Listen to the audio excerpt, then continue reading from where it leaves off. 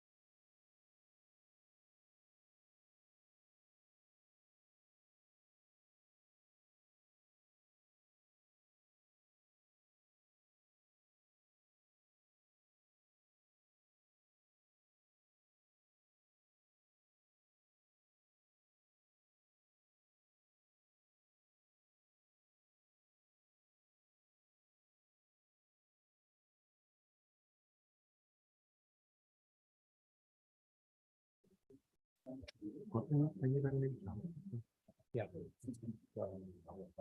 Retired from the city of Berkeley, my house, and it was, yeah, San Joaquin County, working San Joaquin. So the path is close to the one. Much quicker than you don't have to go through all that.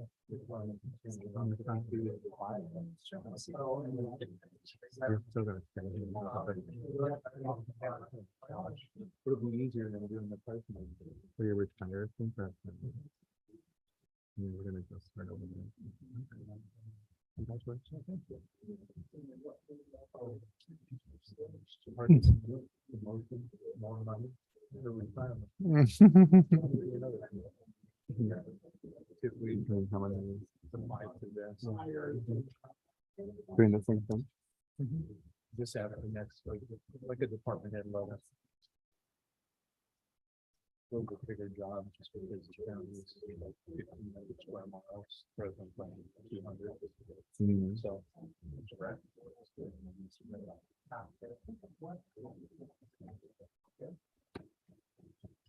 This time, we're going to call the meeting of October 3rd, 2022 to order. Councilmember Morales, will you lead us in the Pledge of Allegiance?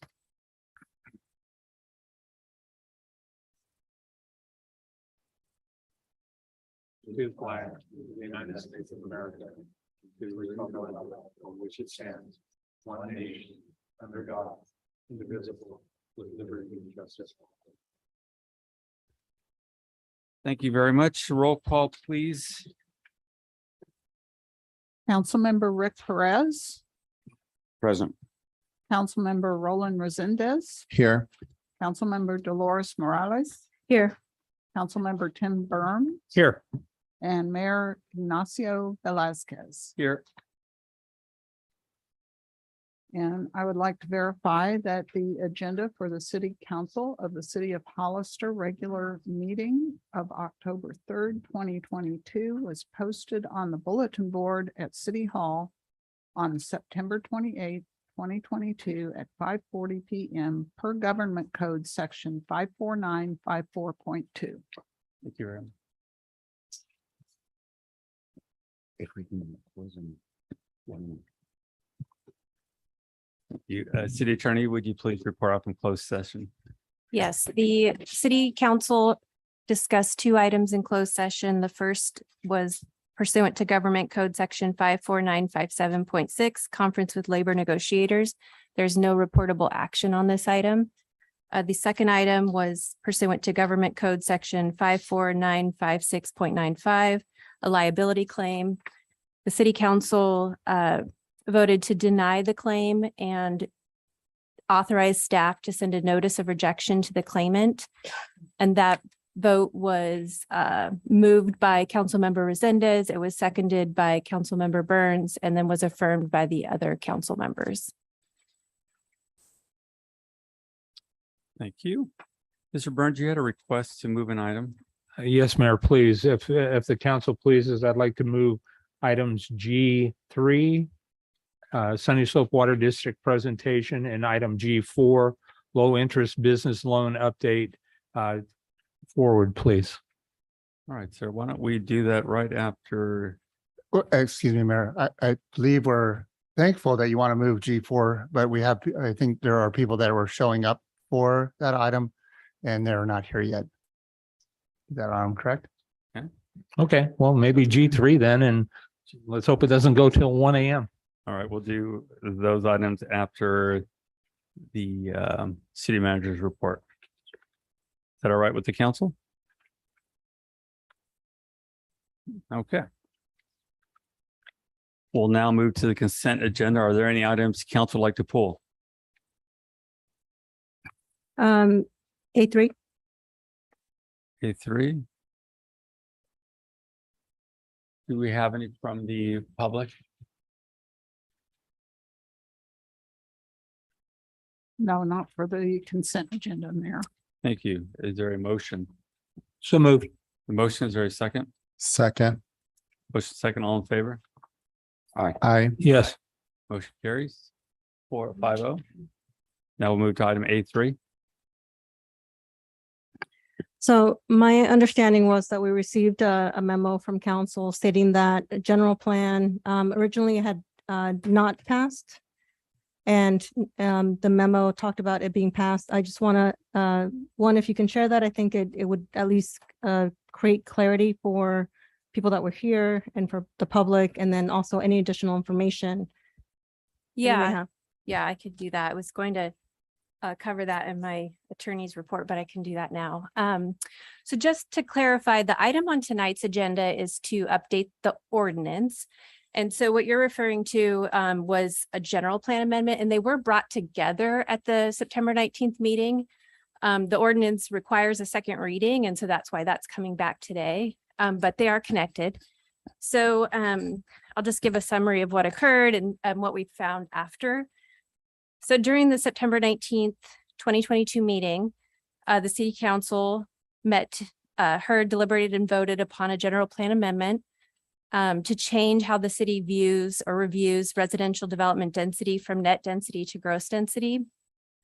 The government code only requires 3 affirmative votes to adopt a resolution to amend a general plan, but the City of Hollister Municipal Code has a unique additional requirement that requires city council to initiate general plan amendments, but only in certain cases. So if the city council or the planning commission initiate a general plan amendment, meaning they put it forth, that initiation step requires a 4/5 vote of the council. The municipal code also distinguishes between general plan amendments that are initiated by property owners, city staff, city council, or the planning commission. And so in this case, it was actually a city staff initiated general plan amendment, which doesn't require the initiation step, nor does it require the 4/5 vote by council. And it was, if you want some background about how city staff initiated that general plan amendment, excuse me, it was initially at a planning commission meeting. So the issue was raised by a planning commissioner, and they directed staff to address how to fix this discrepancy in density between the general plan and the city ordinance. And so staff came back to the planning commission with this recommendation that they amend the general plan just to really make it more clear to applicants how density is calculated. And so the planning commission approved that recommendation. That recommendation came to you, the city council. So at that point, you were asked to approve the amendment as opposed to initiate it. And the approval really does only require a 3/5 vote. That wasn't clear at the council meeting to the city attorney that was present because she hadn't attended those previous planning commission meetings like I had. So hopefully that it kind of explains what occurred and why that did pass. And are there any questions? It's a bit confusing, I will admit. It is. Thanks for the clarity. So at the last council meeting where this was presented, the motion failed on a 3-1 vote. So in actuality, it actually passed. It actually passed. Okay, so how do we correct that record? And then my sense is this is is this the first rereading or is it the second? So to confuse matters, the ordinance at the September 19th meeting, that did pass because that in Right. all cases requires the 3 affirmative votes. Right. And then the general plan amendment, we thought, or at the time, didn't pass. And so the ordinance is coming back today. That's how ordinances pass. They have their first reading and then their second reading. So that's why that's back today. And then. So what do we do with the coupling part Right. that passed but failed on a 3-1 vote? So the purpose of my presenting this to you today is to correct the record. So. yeah, Okay, so then how do we bring that back before council? it's not necessary. It's It not did necessary. pass. Yeah. So it did, and we're just Mhm. correcting the record. Yep. Gotcha. Yep. Thank you. Go ahead, sir. Can you remind me what the vote was and then who dissented? I don't know. I wasn't here if you recall, but I Bonnie, voted no. 3-1. it was 3-1. Yeah, I don't know who the one Ms. was Morales. personally. I voted no. Okay. And the reason I voted no was because the plan was presented so long ago when I first started. There was 2 elements that were not completed. We've asked for updates other than it's coming. And so there wasn't a presentation of analysis and the impact that this action would take on that. And then there's, to me, it seemed like a push by a committee made up of two members, the mayor and Roland, that really wanted this to move forward. And it seemed like a sense of urgency. And I really wanted to have an understanding of the impact that it was going to have on the general plan. So that's why I voted no. Okay.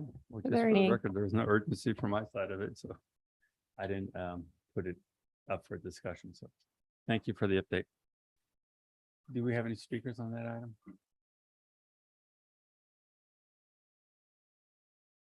Mr. Mayor, I would ask that we do roll call vote, please.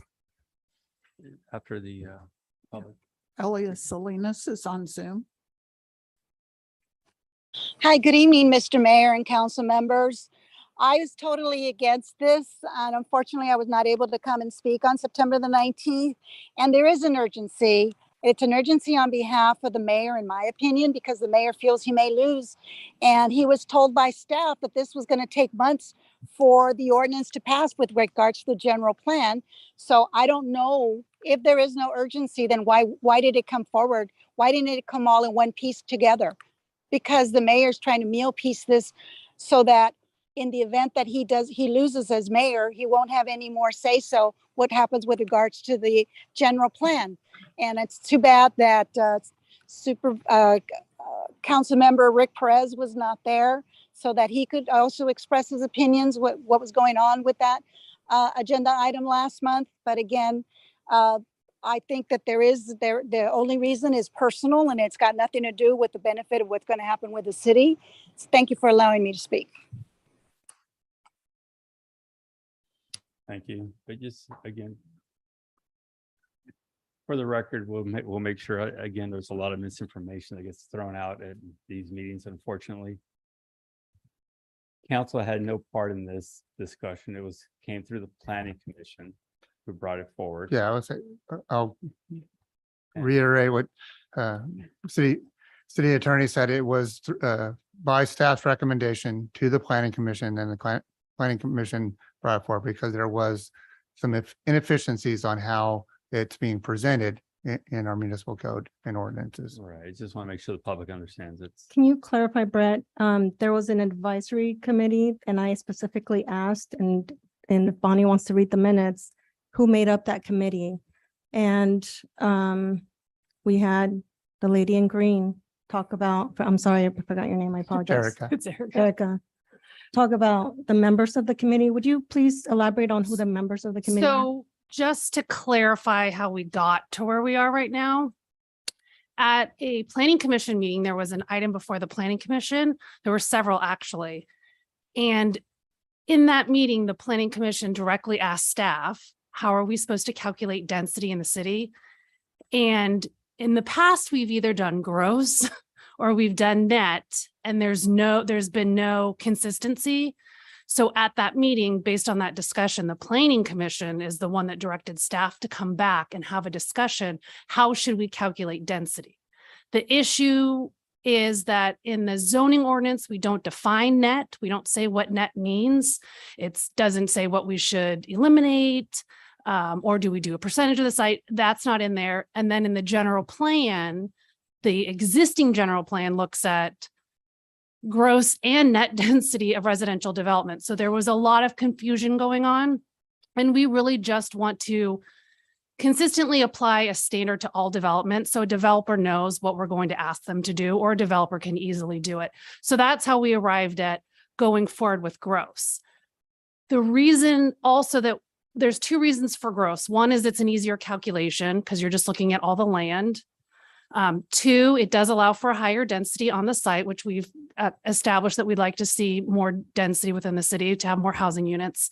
And then three, as part of the 2040 general plan, which staff is currently working on, the committee recommended that we go forward in the future with gross to have a consistent way to apply density, one, and an easy way to calculate density. So that's kind of how we arrived at where we were. We didn't just pick gross because it was the easiest. There was a number of reasons. And because the zoning ordinance isn't clear and the general plan looks at it both ways, the planning commission decided we needed to stop that so that we could start approving some of these projects that got held off at that meeting and then keep moving forward with that. The general plan update, though, is underway. Staff is currently working on it. And who's part of that committee? I'm not sure who's on the. The General Plan Committee? Correct. It's myself, Councilmember Resendez, and 3 other individuals, citizens at large, and 2 planning commissioners. And so that's those were the clarifying questions I asked at the last meeting. That said that made the recommendation to move this forward. And it's part of the minutes. Okay. Just to clarify. But again, it was an action by the planning commission, but Mr. Burns? Thank you. So, first of all, it's my responsibility, and I accept it, to support staff in this case, as well as the planning commission, because at the end of the day, what I've heard you say, Erica, is it was brought to staff by the planning commission, and I presume it was the planning commission's will for this to be moved forward. Yes, they opted at that meeting not to move projects forward until we could figure out the density situation. So really, most residential projects are stalled right now till we could come to an agreement on it, and then it get adopted, obviously, by you if you chose to. Okay, so the one question that was raised behind the scenes that had access to was there was some concern that CEQA would have to be applied to this actions. Can you speak to that, please? No. So the environmental impact report that was done for the general plan, that's the existing general plan right now, that final environmental impact report looked at gross. So it studied the numbers on gross. So we're not increasing the numbers that could be built that were studied under it. For some reason, when that general plan was written, it called out a net category, but then it reviewed everything on a gross basis, most likely because they couldn't figure out how to do net because we didn't have a definition and there's no percentage. So when we looked at the environmental impacts, we calculated at gross, but then in the wording, we said net. That's one of the inconsistencies that we had.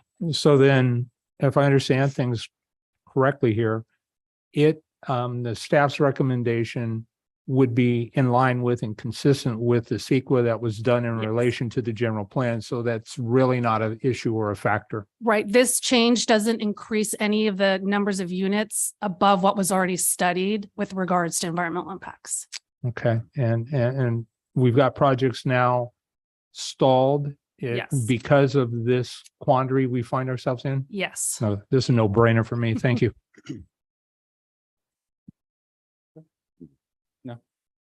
All right, any other questions, comments? Is there a motion? So moved. There's a motion, is there a second? I'll second with the request of roll call vote, please. Motion second, roll call vote, please.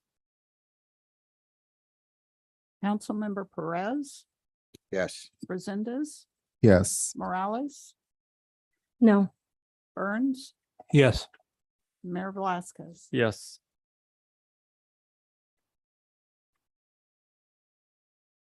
Motion carries 4-1.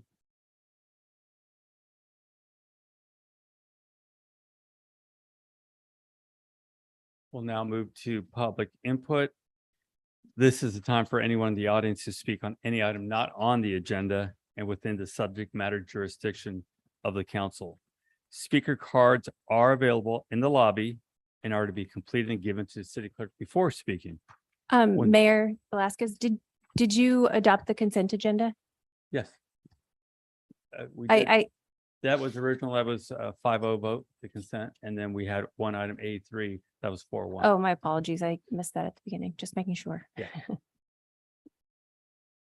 We'll go back to when the city clerk calls your name, please come to the podium, state your name and city for the record, and speak to the city council. If you are joining us by Zoom, please click on the bottom of your screen to raise your hand. If you're joining us by Zoom using a cell phone, please press *9. Each speaker will be limited to 3 minutes with a maximum of 30 minutes per subject. Please note that state law prohibits the city council from discussing or taking action on any item not on the agenda. Do we have any speaker cards? Yes, we do. We have a number of speaker cards. We'll start with Jeanette Garcia Neal. Hello. Good evening, city council members, treasurer and mayor and other people present. My name is Jeanette Neal and I work at Youth Alliance and I'm the parent education coordinator. I'm here to provide an update from the Youth Alliance Impact Center. Youth Alliance has tried to make the space that they have that was just office space into space where young people can go and hang out and do things that they can't do anywhere else because there isn't any place else for them to go. And we had some listening sessions, and through those listening sessions with youth and some of our parents, I just wanted to share with you what they've said. Youth have expressed the need to have more mental health supports and accessible appointments with mental health. Youth have expressed the need to have space for educational support and assistance, which means tutoring, places to go do that and support. Youth and parents have expressed the need to have a space for healing, especially with recent spike in violence and substance use. Youth and parents are in need to have a space with internet access that is reliable and accessible. Recently, we had a parent that was going to join us with a meeting, and you just think that everybody has internet access. And we emailed her a bunch of documents that she could review before she joined us, and she didn't get them because she doesn't have internet. And it just made me really sad, and that isn't a big deal, but it is a big deal when it's our children and they're trying to be able to cooperate with what's happening in school. So these are the supports that we outlined that our Youth Impact Center can help youth and parents in these areas if given the investments to increase capacity and space. Our youth and community have benefited from educational, informational presentations by our youth about substance use, in particular fentanyl. Our community's young people have benefited from having the Youth Impact Center space to speak with peers about the impact of substance use as well. Our youth and families have benefited from having a centrally located hub that is the Youth Alliance Center, where youth can walk to school, walk to their after school, or take public transportation. And it's a place that parents are familiar with. It really is impressive to see the young people planning activities and barbecuing in the back, watching movies. But the problem is that, we can only offer it few times a week. Thank you very much for your time and the opportunity to speak. Thank you. Anthony Borelli.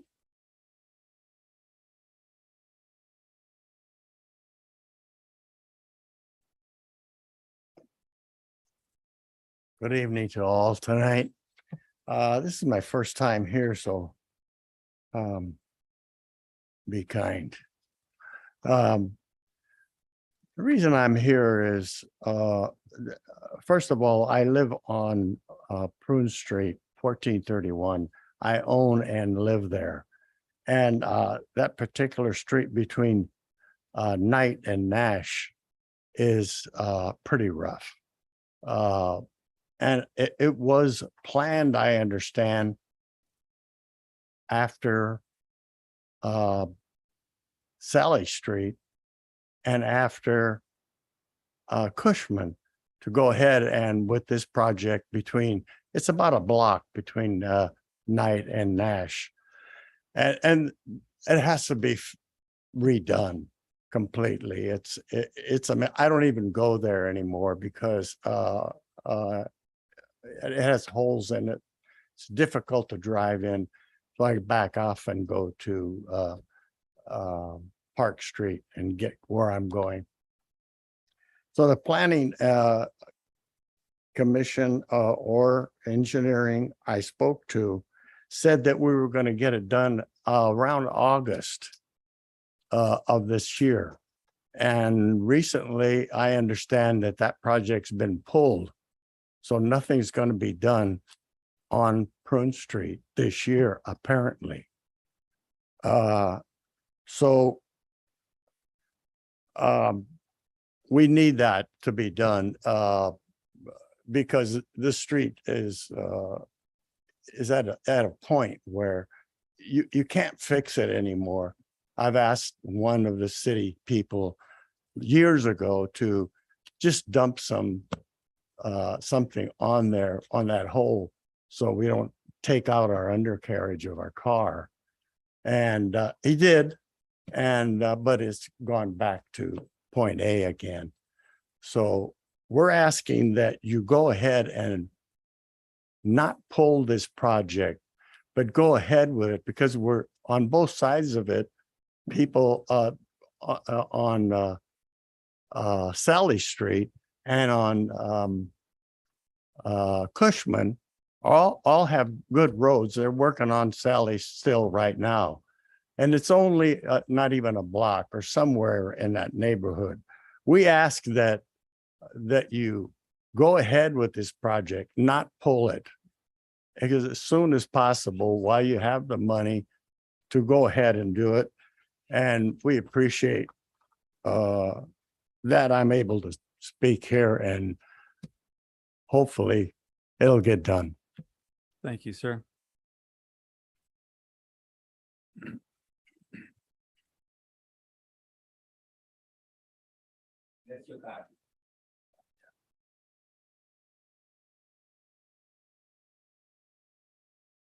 Well, I'm a resident. Oh, good afternoon, everybody, first of all. And I'm a resident of Hollister for 20 years. And I'm living at 10 Nash Road. So I'm a neighbor of Tony as well. I'm a first house off of Nash Road, the first one on Prune Street on the north side. I say that because now after 20 years, the dead holes are still there. And they're getting worse. It's difficult I go always around because of these holes. And I hope now they're going to get fixed. Another things that I want to say, I don't want to repeat what Tony already said because it's clear, very clear. But what I want to also say is we need to slow down a little bit the traffic. Also, I appreciate all the speed bumps on Prune Street. Maybe one more next to my house would be great. I like that. But another danger and fast road is Nash Road. On Nash Road, now we have that flashing light now to slow down the car by a Java shop, where you can push it and cross the line. But you still have to watch the cars. You have to put really your feet down on the road, make sure now they see you and point the car, point the light, so they slow down, they stop. But otherwise, they keep going straight. You probably noticed that too. But besides that, they go fast. It would be appreciated now if we can have some on that road, speed meter, they can read the speed of the people and with the underneath of the speed limit of that road. So they are more aware of how fast they go. Because it's becoming danger. In these 20 years, I have 3 cars in my in my front yard. If we look at the record, if you keep them back, and they drove over a sidewalk and they got into my garden. So there's a lot of traffic. High school is there too, and so anything that we can do to slow down the traffic would be great. And that's all I want to say. Thank you, sir. Thank you, everybody. Mia Casey.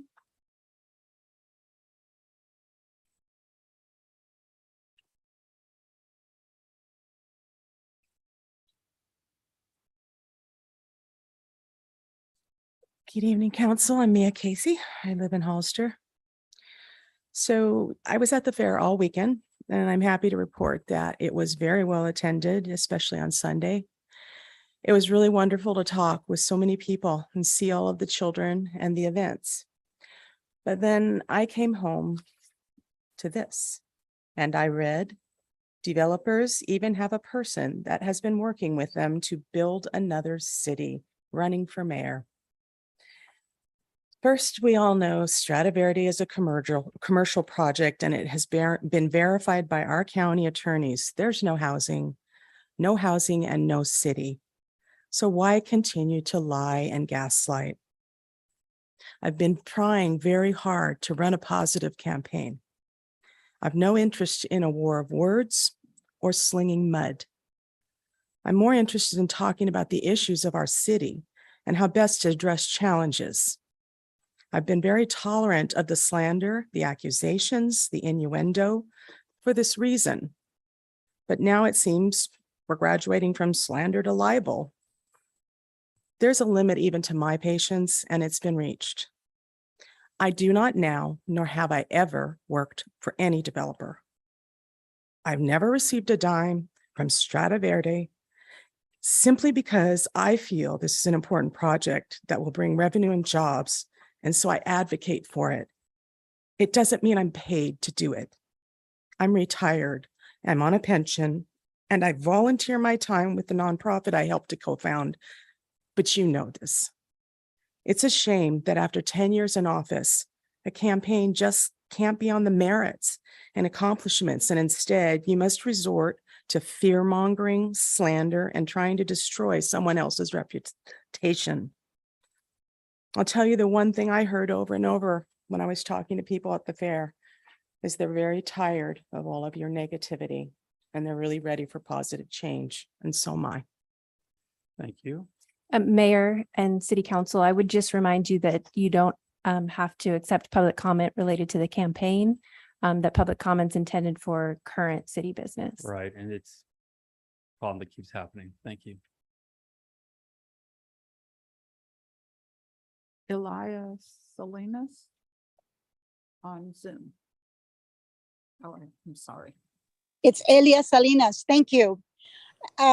So this is not regarding a campaign issue. This is regarding the fact that the mayor consistently berates and states false accusations and gives people the title if they disagree with him. This is not about campaign. All what Mia Casey said right now is absolutely true, and it has been going on for years. It is not because the mayor is in a campaign right now.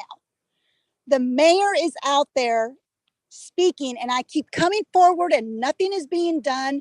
Councilmember Tim Burns, you stated that you were going to get a legal opinion, and we have yet to get the legal opinion.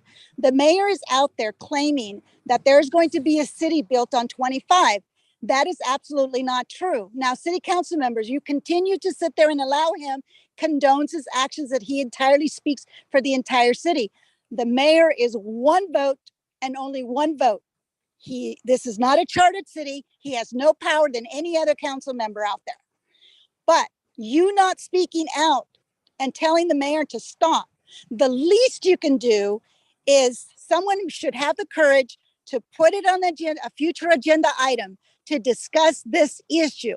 Is the mayor going to continue to be allowed by the city council to speak on behalf of the entire city, which he should not be? Councilmember Burns, please come up with that legal opinion. If not, the least you can do is request on a city agenda item, that future item, to censure the mayor for speaking on behalf of the entire council. That is the minimum that can be done. If you're not going to come forward and say some kind of claim that whatever he is doing is not legal, representing the entire city, censure him, please. We, the citizens of this community, are tired of his slanderous remarks, his libel remarks, his slanderous, he does it all. He lies, he lies, he lies. And yet you city council members continue to condone his actions. How long do we have to continue? Do we have to continue until November? Because hopefully we will have a new mayor in November. Come on, somebody please show the courage to stand up to the mayor and allow him and to continue to disallow him to bully the people. If you disagree with him, he titles you that you're part of a developer and that you're making all this money. We are citizens and all we do is we care for our community. We're not making any money whatsoever, but it doesn't stop the mayor from continuing to talk. This, again, nothing to do with campaign. He's campaigning now, but it hasn't stopped. His lies don't stop. He's representing you city council members entirely. Please do something about it. Thank you. And I think that would count as another campaign. Bullshit. I'm going to keep allowing it because I think people should see what's been happening here for too many years.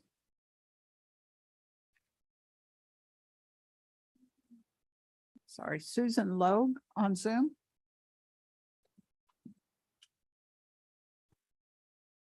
Hi, this is Susan Logue, Hollister resident. Can you hear me okay? Yes, we can. All right, on that note, I'd like to segue into wonderful news about the library. I do appreciate all of you working out there so hard on the city council, and I appreciate our community and their passions and the varied passions we all have. And anyway, I'm a member of the Friends and also with the Coalition for a New Library. And I think most of you have already heard that Nora Conte was able to get 2 wonderful grants for the library. One is 11 million for the Wi-Fi expansion, which is great news. That's going to be for the whole county. And in spending it, I know Nora's been talking to local schools and districts. Youth Alliance should be involved with that. I know it is. And LULAC and many other city organizations should be contacting the library to get the Chromebooks. They're going to have 10,000 Chromebooks and 10,000 hotspots. So just really good news about trying to get Wi-Fi out there to our county. Also, in regards to the 99 million, another round of applause. That's for the library's expansion and renovation, basically trying to give us more room. And that's been very exciting. The Friends received a $20,000 grant from Monterey Peninsula Foundation in order to kind of help with all this and just assist the county as they're doing so much of the support here with us. I believe there'll be a matching grant eventually of 5 million, I think, from the, I'm not sure if it's called a grant, but anyway, just really good news. And I just wanted to share that with everybody and be sure to get down to the library and see what's going on. It's very exciting. We have a wonderful teen area that's been really expanding. So we have kids coming after school from the high school and hanging out. Oh yeah, you should see them. I saw them today. And they were having a grand time. And then meanwhile, we have families with little kids, you know, on the other side of the library. So it really is really interactive and wonderful to see. Homework club we're doing every Tuesday and Thursday from 3:30 to 5. And that's 4 volunteers who are, half of us are retired teachers. And then one of the library staffers, Norma, who's bilingual.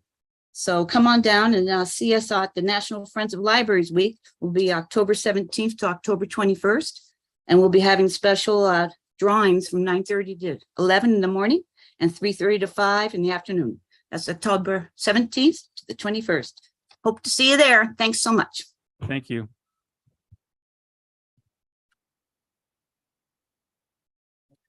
That was our last public speaker, Mayor. Thank you.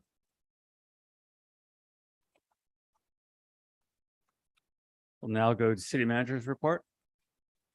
Yeah, I think I'd like to report right now, it's on the speed humps. So we have about 30+ locations being reviewed for those speed humps, and staff is waiting for that report to be done, and then more speed humps will be put in throughout the city. So that was all I have to report for right now. Thank you very much. And then for D2, I will say majority of the city went through harassment training with our city attorneys, and the rest of the staff will be waiting for a makeup day, and we've been doing it all live, so it's perfect. I appreciate that. Thank you. We'll now move to item G3. Still me. So Drew Lander from Sunny Slope. Drew didn't know that we moved him forward, so he's excited because he's got a family engagement he would like to get to. So I'm sure he'll be very excited to move this along quickly. So Drew Lander from Sunny Slope will be presenting on their interaction with Gavilan College Extension, and also talk about Sunny Slope Water District, and we'll be here for any questions that you may have. Please come up, Drew. So Paul, you have his presentation. Thank you. I do appreciate you moving me up. It's a good thing I showed up on time. I was thinking I'd stay in my office longer. So thank you. Good evening, Mayor Velasquez, as well as the council. I appreciate the opportunity to be here tonight. I am the general manager for Sunny Slope. I also bring the greetings of our board of directors and our board president. And I thank you for allowing me to be here.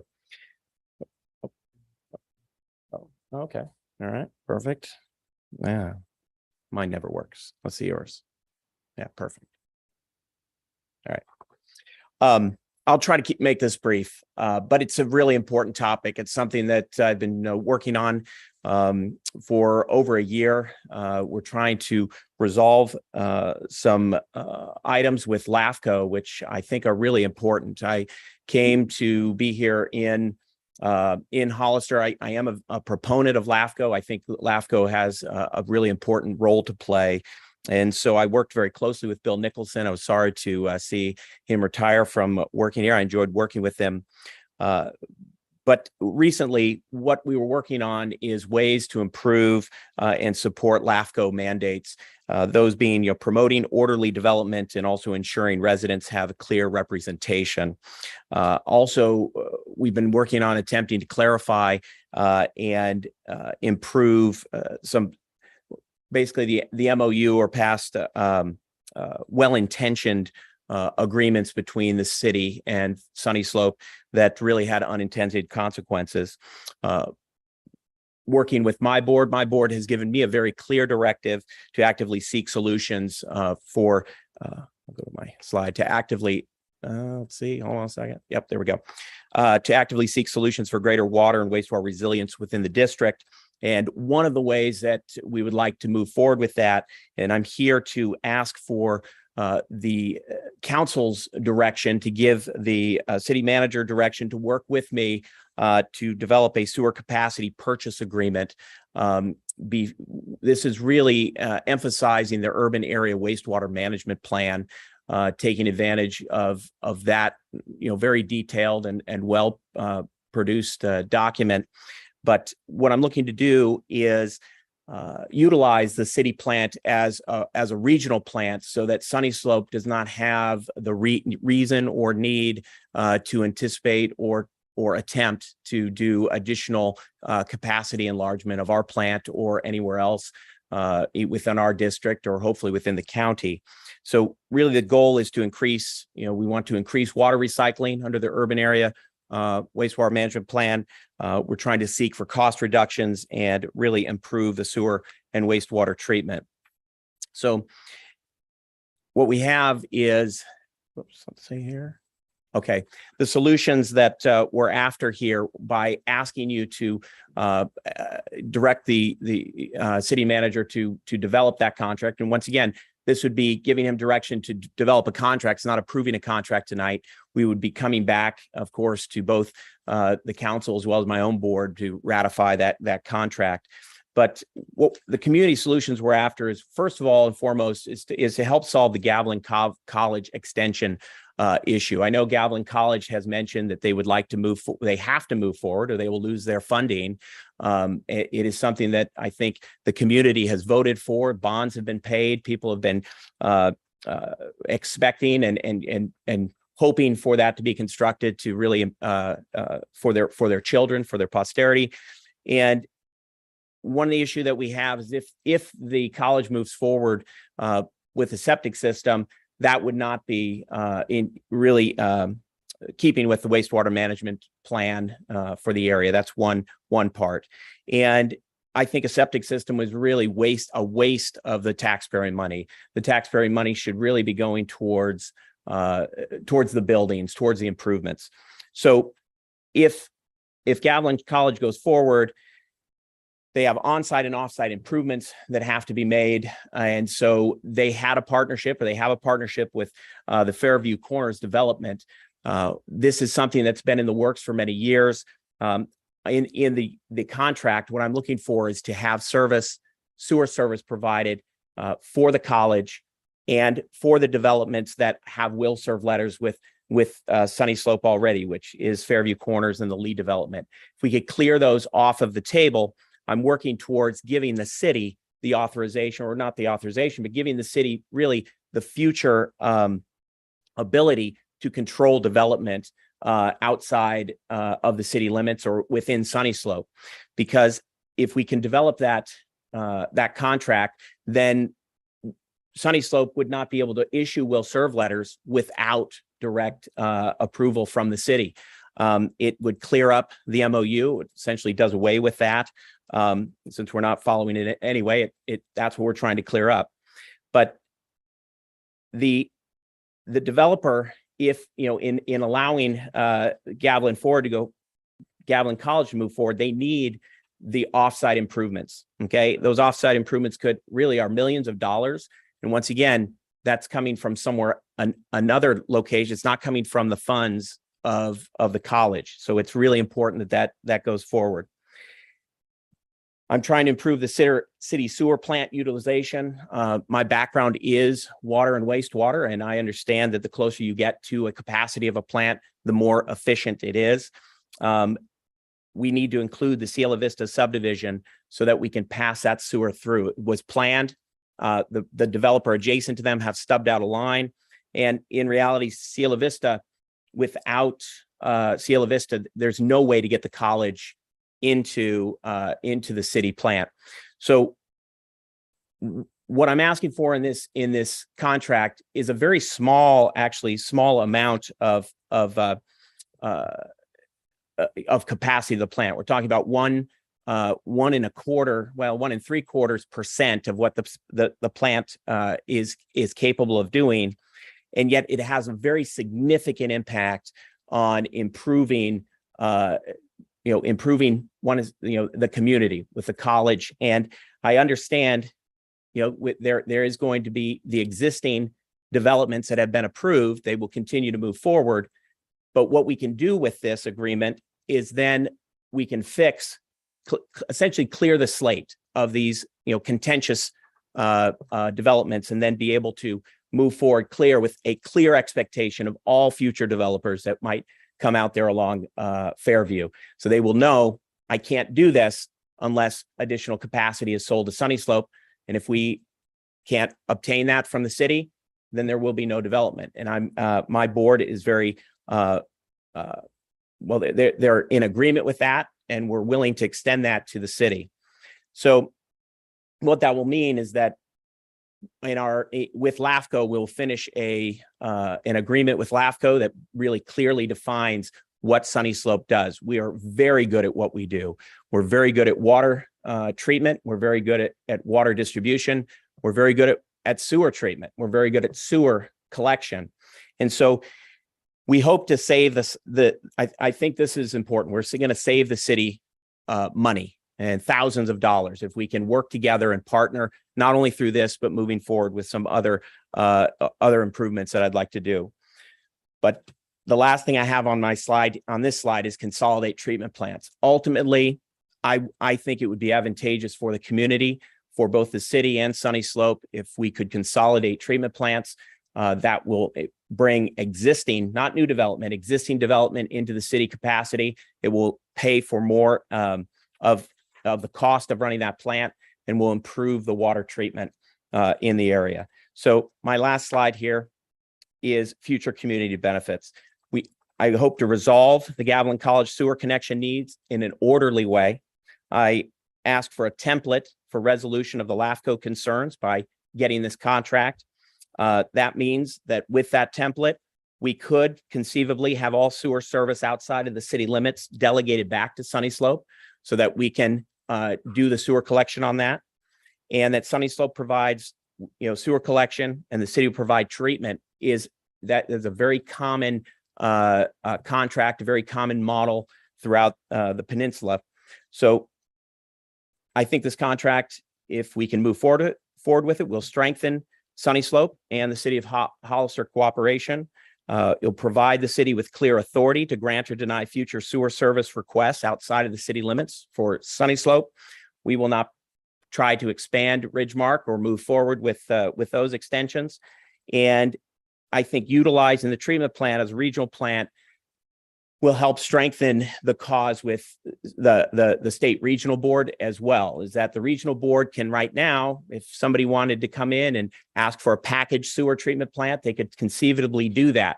If we treat the city as our regional plant under the urban area wastewater management plan, then that really closes the door on those types of package plants and really gives more strength to not only our plan, but to operating the city plant in that way. And I have many other things that I'd like to share here, but I want to leave you with, I think this is a really good step. It can be a great partnering tool between the city and Sunny Slope. It will save money and it will do what the public deserves in helping to get Gavilan College built without the expenditure of taxpayer money in a way that really shouldn't be spent. That is my presentation. Like I said, I can usually talk forever, but I will refrain from doing that. So please, if you have any questions, I'm happy to answer those. Thank you, sir. Mr. Burns? Thank you, Mayor. Drew, it's no secret that I support the Gavilan piece. One of my concerns was, though, that it's my understanding that there are two potential other developments that are going to go in that same general vicinity. Your proposal, how would that factor in those future subdivision development sites? Okay. Well, I am with this request. What I would like to do is obtain enough capacity to add those developments. The reason being is because they have been in the works for many years, which in orderly development, in that once a developer has come in and you've given direction and you have the ability to do something, I think it's disingenuous for a public agency to then renege on that agreement later on. The Gavilan College must have the Fairview Corners development, and also, if we can, the Cielo Vista development that's already existing homes. So those, Cielo Vista is already a group of existing homes, but they need those in order to get connected. If they don't have that, I don't think Gavilan College could pony up the millions of dollars it's going to take to make that connection happen. They could, but it would be a waste of taxpayer money. Okay.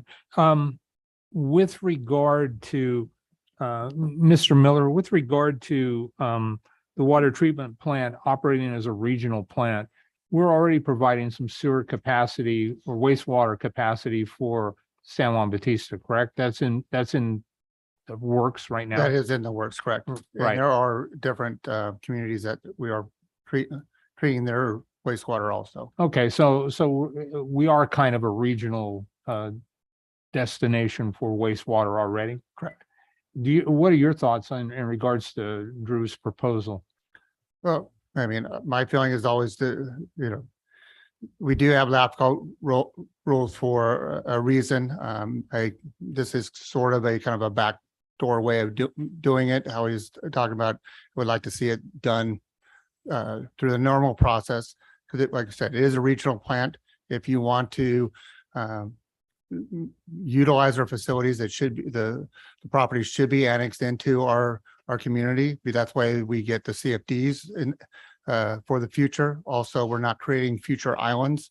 Now that's my concern, is as we keep expanding around these different lands without them being part of the city, it's going to create a fiscal difference between a community that maybe gets annexed in at a later date because it was LAFCO forced us to annex that without a CFD, and you're going to have neighbors next to it that are paying, it could be thousands of dollars more than other neighborhoods. So to keep it a regional plan, those properties should be annexed into our city. Okay, thanks for your position on that. I appreciate that.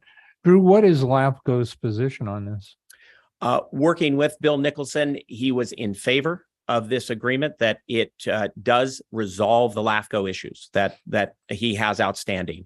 I would agree, I do agree with Mr. Miller that annexation is definitely the way to do that since the plant is within the city boundaries. But I also am following the urban area wastewater management plan was the essentially the backbone of the EIR for the plant. So the plant that is built to provide sewer for that whole area. And once again, in beginning this contract, we then are essentially contracted with the city to not allow additional development without agreement so the city conceivably could say, in the next so many years, this is where we intend to allocate our capacity, and we only have so much for anything outside of the city boundary. And so therefore we can or cannot grant additional development. And that once again, this is essentially the olive branch to make that happen. So then how do we bridge the concern of Mr. Miller that we may have some city residents that I thought I heard him say could be paying thousands of dollars more. Did I hear that right? Oh, if you would say sooner or later, Hollister will be across Fairview Road, then you'll have citizens that are in Santana Ranch, let's say that gets forced into the city. They're not paying the CFD of the city's CFDs, or the properties around Gavilan College, if those, the way that's Drew's proposing. But if we do a piece of property around those areas, they'll be paying the CFDs compared to the lands that are not paying them. Right. Okay. So we solved one problem, but it sounds like we're creating another potential problem for ourselves. And so I don't know. I'm supportive of you moving forward with a proposal. I'm not really open to providing services to subdivisions that were part of the concern that led to a mixed vote when the college came to us. And so for me, I'd like to make this a win-win. I don't know if you have that capability, but couldn't a development contract essentially, for essentially authorization of services, be extended to these developments that they when annexed, they pay certain fees associated with that? I mean, I've done those when I was in Napa. We did that with developments that at this time you are not annexed, but when you are annexed, you will pay these fees. So I think that's probably a city legal or city manager question. That's way beyond my skill set or knowledge. So, but I would like to see a win-win. Okay. I would like to see where this goes. I'm definitely open to it. And so thank you for your presentation. Yeah, I think you have some great ideas. I'd just like to see it refined to address some of my concerns for the city. Thank you. Thank you. Any other questions or comments? I'll make some comments, Drew. This is not really about Gavilan College. So let's start there by being honest about it. This is about development, getting sewer service. Gavilan College is going to start construction. They're about ready to go, and they're going to use the septic system. This is about providing hundreds and hundreds of homes sewer service across Fairview. So let's step back and understand some of the history here. Cielo Vista, they wanted no part of Hollister. Nothing. They created their own plant. Now they're in trouble because it's failing and it's going to cost millions of dollars to fix it. Now they want to be part of Hollister's sewer treatment plant. Conveniently, that just crosses a road and links into hundreds and hundreds of new homes. Sunny Slope Water, years ago, you weren't here, so I'm not going to put it on you, had the opportunity to be a partner with Hollister for the new treatment plant. They decided they were going to bail on that idea because they didn't want to be part of the deal. The residents of Hollister ended up picking up the tab for a $120 million treatment plant, which they paid down by half already. Now we have everybody that wants to become a partner. Where's the $60 million to give back to our residents for our new partners? This is not fair. It's wrong. LAFCO, and I learned a lot of things over the years with LAFCO, and what I learned that really started frustrating me and really got me angry about development, because I wasn't against development in the past until I found out all the things we were doing wrong in this community. Basically breaking the law over and over again so that more and more developments could be approved with the wink of an eye. And we all knew it. I can remember one meeting where it was very clear that what was happening was breaking the law, but several members decided, well, if we do it this way, we're not really breaking the law. We're just kind of going around, going out the back door of these things. I can remember going into the conversations about our general plan update and people being amazed that a project the size of Santana Ranch was approved back there and wondered how the world it was ever approved.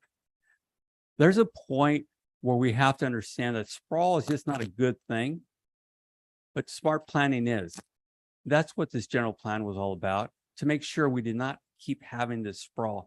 Ask anybody that lives in the area how they enjoy driving down Sunny Slope now, or how much they enjoy driving down Fairview. It is absolutely out of control. And what I'm hearing here is, well, let's find a way around the laws again, so we can get several hundred more homes built, not hundreds. Let's talk realities. There's a quest to build thousands of the homes over there in that area. We all know it. And every time we talk about it, everybody says the same thing. Oh, I don't know what you're talking about. And I'm not blaming you or pointing to you, because you probably don't know. I just happen to be around long enough to have heard these conversations and know what's really going on. We cannot continue making the same exact mistakes and expect our community to be better for it. What we can do is learn from our mistakes so we don't repeat them. We are not in that position right now to say, here, have sewer service, build your hundreds of homes, and we'll figure this out later. City manager talked about islands in our community and the problems. Well, those islands, those residents, they don't even realize they're not even in the city, because they call us all the time complaining about their issues, which we can't help them address. That's bad planning. And we just need to stop. Now, Mr. Nicholson, I really was one of the best things that happened to our local LAFCO.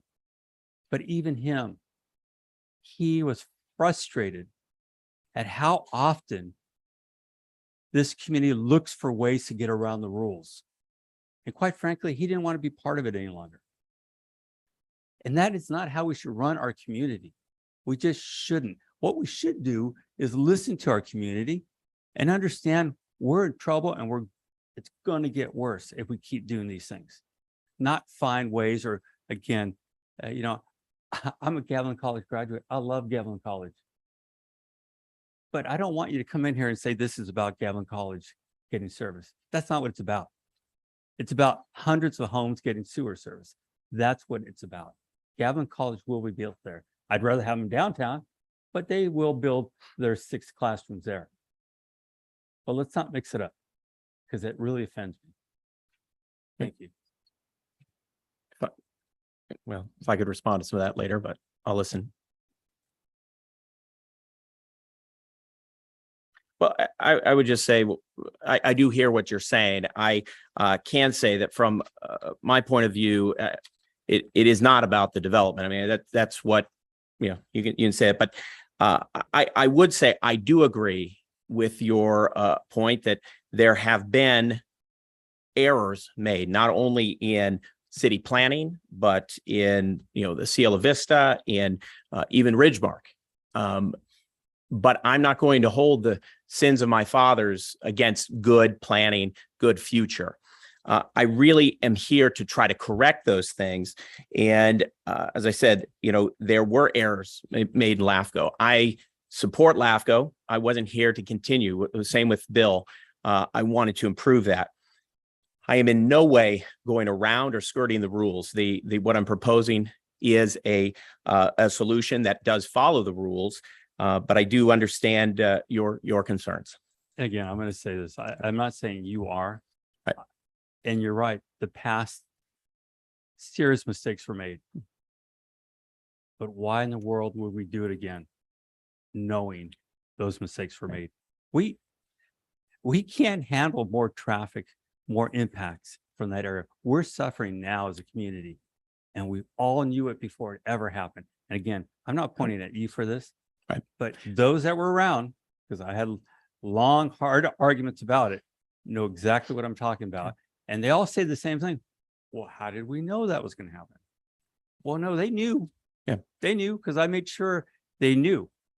But we can't, what we shouldn't do anymore is deny the truth. That's what we shouldn't be doing. So why not set development impact fees to where they address the concerns of the public, and therefore development either results in solving those problems or they don't develop? You know what we did? We worked on a new general plan that would handle this, which we're trying to get approved. And there's people that don't like it because it's actually cracking down on some of this to make sure it makes more sense of our future growth. Doesn't mean we stop growth at all. It just means that we plan much, much better for it. And we don't do these things any longer because they have a heavy impact on our community. Councilmember Morales. Thank you. Actually did a lot of research when Gavilan College first came to City Council. I think just because we lacked a lot of information in the staff reports, and there was completely different viewpoints depending on who you talk to. So I had an opportunity to interview 12 different people, various perspectives and subject matter experts. In addition, I was fortunate to receive a lot of different reports that talked about water, sewer, impact on the environment, traffic. And so what I learned was that one, we definitely desperately need Gavilan College here in San Benito County. We're thankful that the bond measure was passed and we have the funds allocated for our community to have higher education and for our young families to access higher education without having to go to San Jose State or Stanford or anywhere else. That we have a really good school in our backyard. The other thing that it's going to allow, the reports and the recommendations was that hooking up to the sewer is really important, not only to the cost of the project, but also to the environment. And that the college would be the only one in the entire state of California that would have a septic tank. And that would create a lot of different problems, again, not only to the environment, but the cost and the ongoing cost, and then the future problems that it's going to have. So we know that it's going to create a problem. And, I think, as you mentioned, being a collaborative partner, identifying the needs of the community and looking at the community first is what I think the city council should really prioritize. I think in addition to the college, that will also have jobs and opportunity for not only in education, but the opportunity to have apprenticeship programs, to be able to have, again, access to a lot of the resources that we need, because a college not only brings that education, it also brings the mental health resources, substance abuse, a lot of different programs specifically designed for foster youth, justice involved youth, and just provides an additional safety net, which our county desperately needs in addition to the city of Hollister. It's also not going to create more traffic. It's going to reduce the traffic because there's going to be less people on the road trying to, again, we have a very young community in the city of Hollister and San Benito County that have to commute. I believe from the last report or the last general plan, it was 68% of folks have to commute out, not only for work, but education, and even to do some of the major shopping. So it will help not completely eliminate traffic, but it will help alleviate traffic. So I understand that these other developments are going to contribute to some of the infrastructure costs that are needed for Gavilan. So that was part of my understanding in talking as to why this is more of a bundled approach instead of solely just Gavilan College, that there's a need for things to be moved forward. So I appreciate the fact that your board has considered looking at problem solving to be able to look at the issues, to be able to incorporate some of the concerns that the city councils had in terms of making decisions in the future about future development and growth, that this is a collaborative effort, identifying every single pain point that you've heard over the last year in a variety of different committees through the county, through LAFCO. And I appreciate the presentation. I hope city council approves or provides direction to the city manager to work with you on an agreement. Councilmember Sendes? Thank you, Mr. Mayor. So this is an honest question. And I think I've asked it before, but I guess it's going to go to city attorney, city manager, clerk. So the councilwoman who just spoke has taken money from the developer, his wife, his kids. Speaking of bundling, so they're finding ways to funnel money to political candidates. They've also given money to the person who was speaking up here earlier, the mayoral candidate. This is an honest to God question. Do we have a policy in place that puts some type of time constraint on a person taking part in a discussion or in a vote when they've received a financial contribution from somebody like Mr. Lee to this person when there's a campaign contribution? I mean, there are instances in which a council member needs to recuse themselves from votes. It is that council member's responsibility to do that. Not knowing the specific circumstances, I'm not going to. And then say that what would be my happen in this second situation. question. Don't they have an ethical responsibility to disclose that information to the public before taking part in discussion? Well, we're talking about votes. I'm talking about taking a vote. I don't think there's any preclusion from discussing a topic, Okay. especially in this context where there's no decision being made and it's just an open discussion giving direction to staff. Perfect. Thank you. Thank you. I do want to make one other point clear. I heard the conversation again about higher learning and Gavilan College. As I said, I loved my time at Gavilan College. I really did. It led me on to get my bachelor's degree and then my master's degree. But here's the reality. We're talking about 6 classrooms, 2 more additional rooms that could be used for classrooms. We have 4 classrooms here that will be closed. So it doesn't change traffic patterns, it just changes locations. And unfortunately, everyone knows, I see some Gavilan College people here. It's an important college to have in town. I'm not against having college. I'm just against hearing the college being used as the reason to provide service, because it's not. And I just ask everybody, look, I don't care if you're for more growth, just say it. You know, I don't care if you're taking money from developers, just say it. Let's just we can start from an honest point so we can kind of work out some of these things. I'm just giving you my view from the time I've been here and the impacts I've seen and that I warned about, to see this thing explode in our face and then wanting more for it or more of it. It just, for me, these things absolutely don't make sense. And again, I'll thank Mr. Nicholson for educating this community about the laws and how it's done correctly, because they were being violated here for years and years and years. This is how we got in these situations. I can't say I'm here as a public servant. I've taken no money from anyone know, or Drew, developers. I know. So, And I keep, yeah. if you notice, I've I said know. this many, many times, Drew, I'm not going to Yeah. blame you because you weren't here.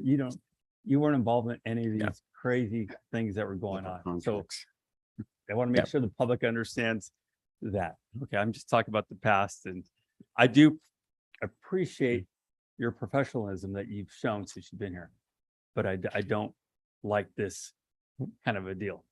Do we have any speaker cards? No, we don't, Mr. Mayor. Okay, well, thank you very much for your presentation. We appreciate it. So we're looking for direction. Yes, please. I say to move forward and have the talks go forward. Go forward. I'm gonna say, I think I said it pretty clearly. I'm not for more of this. I'm definitely not for it. I am with reservations. Thank you, council. Okay. Thank you. We will now go back to item E1, public hearing.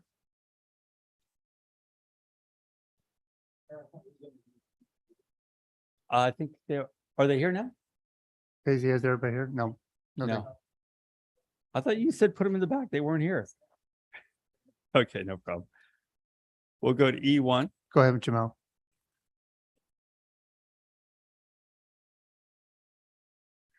Good evening, council and members of the public. Tonight, the city of Hollister will conduct a public hearing and consider public comment for the Permanent Local Housing Allocation Program grant. The PLHA grant is a result of the 2017 Building Homes and Jobs Act, which establishes a $75 recording fee on real estate documents to increase the supply of affordable homes and address homelessness in local communities. The purpose of the PLHA grant is to develop a 5-year action plan specifically related to eligible activities. This is the third round of funding, and the city of Hollister will be applying for this and the 2 previous rounds.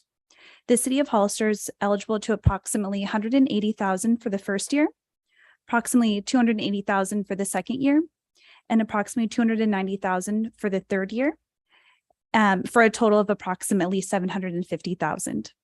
The city of Hollister must apply this year for grant funding or it will lose its first year allocation. The next 2 years, years 4 and 5, the eligible grant amount is unknown because it's based on the previous year of collected recording fees. The State Housing and Community Development estimate the city will receive an estimated amount of $1.1 million for the entire full 5-year grant. It's important to note with the PLHA grant, city jurisdictions do have the option to delegate their entire grant amount to the county to administer the funding and programs. After discussions with San Benito County and the city of San Juan Bautista, the San Benito County Health and Human Services Agency, their staff sought to not advance discussions of combining the grant resources to their board. Therefore, each jurisdiction will apply and manage their grant allocation separately. Examples of eligible grant activities include pre-development, development, acquisition, rehabilitation, and preservation of affordable units, down payment assistance programs, incentives for affordable projects, and assisting persons who are experiencing homelessness. Upon review of the eligible activities, staff recommend the primary use of the funds for Activity 6, which is assisting persons who are experiencing or at risk of homelessness. The application must illustrate how the funds will be used for each year for the projected 5-year plan. Staff recommend providing approximately $55,000 per year to the nonprofit MAS House for operational expenses of the temporary shelter, including support for an on-site case manager. MAS House provides 24/7 operations to shelter and assist women and children who are victims of domestic violence, sexual assault, or human trafficking. Additionally, staff recommend providing approximately $70,000 per year to the Home Resource Center, specifically Community Homeless Solutions, who currently operate the emergency shelter. The funding directed to Community Homeless Solutions will support an on-site case manager to provide client service action plans, providing referral services, and monitoring their clients' progress to all shelter participants. The role does coordinate with HMIS, which directs and manages the need of community members and tracks the services that the clients are receiving. Additionally, staff recommend providing approximately $130,000 per year to establish a City of Hollister Support Services Assistant. The role of the Support Service Assistant will be to track, monitor, and manage the progress of grants, in addition to working on other grants associated with housing, and also to work with the consultant to advance and secure future grant opportunities. The Support Services Assistant will ensure each provider is meeting the contractual deliverables through monthly reports. The Support Services Assistant will also assist with other eligible grant activities, such as assisting with development, rehabilitation, and preservation of affordable units. Following this public hearing, staff will complete the application or what is known as the 5-year plan. It will provide a resolution and a contract MOU for review at the October 17th City Council meeting. And then lastly, the application is due October 31st to the State Housing and Community Development. At this time, staff requests the council to open public hearing for public comment and then provide staff directional support to the PLHA grant. Thank you. Thank you. Any questions from council first? Hearing none, we'll now open the public hearing. Do we have any speakers? Yes, Mayor, we do. Mark Brenner.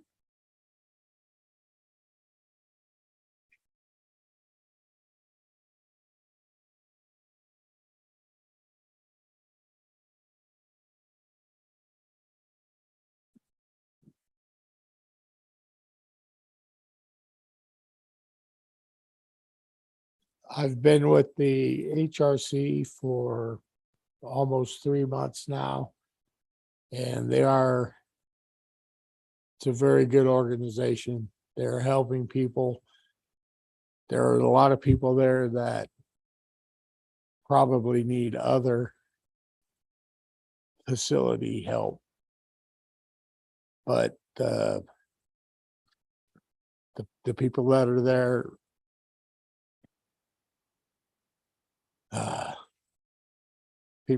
there, we all get along, and we're all trying to do better.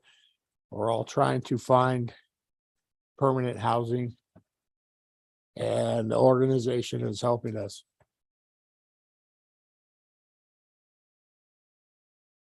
And that's about all I got to say.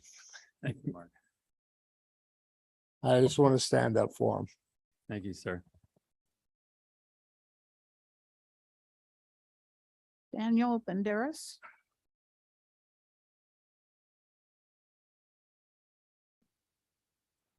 My name is Daniel Banderas. I'm here to speak on their behalf as well. So the funding for more staff work, we know they're definitely understaffed. They have up to 50 residents at a time, with men and women. We all know our community is dealing with a lot of homeless issues, and they're only given 90 days, 3 months to stay at the shelter. So they need to find alternate routes to benefit them, to get them out of the shelter and into permanent living. And the staff that they have right now is an amazing staff, but they're very understaffed. They need more resources that could help the people, accomplish their needs and their goals. And instead of after those 90 days where they tap out of the resources, then they get put back into the streets because we don't have no other resources to rely on. And it's just going to create a big loop of people going back into the shelter, going back into the streets. And we see it all the time going through our community, how many homeless people are out there. And it's not that we don't have the resources, we don't have the staff to take care of all the problems that are going on. They're working like crazy. I give them all the credit for doing what they do because, it's beyond their job title. I just came to show support for them and put in a word for them as well. Thank you. Thank you, Mr. Bender. Lisa Lee.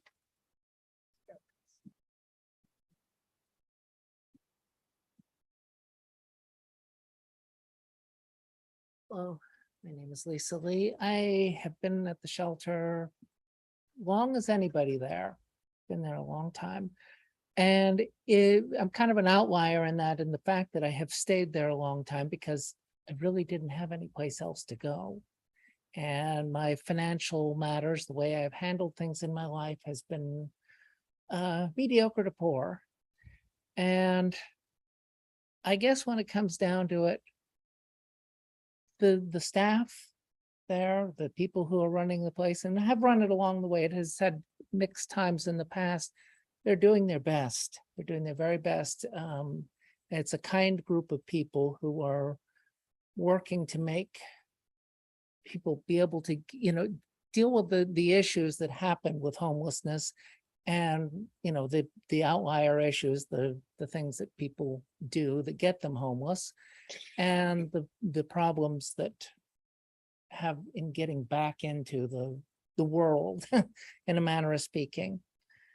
And I guess for me, I would rather see them be able to do what they need to do without limitations, without a massive amount of limitations, because when they can do what they need to do, they can, in a manner of speaking, move mountains, even if it's little ones at times.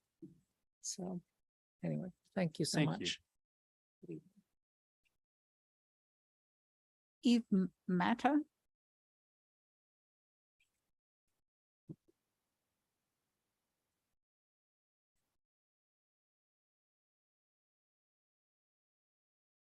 Good evening, City Council. Eve Moth, I'm sorry, I'm a little emotional after hearing that. I'm the program manager for the Home Resource Center, and I'm really, really touched by what I heard here today. The reason I'm here is also for the speaking on the grant.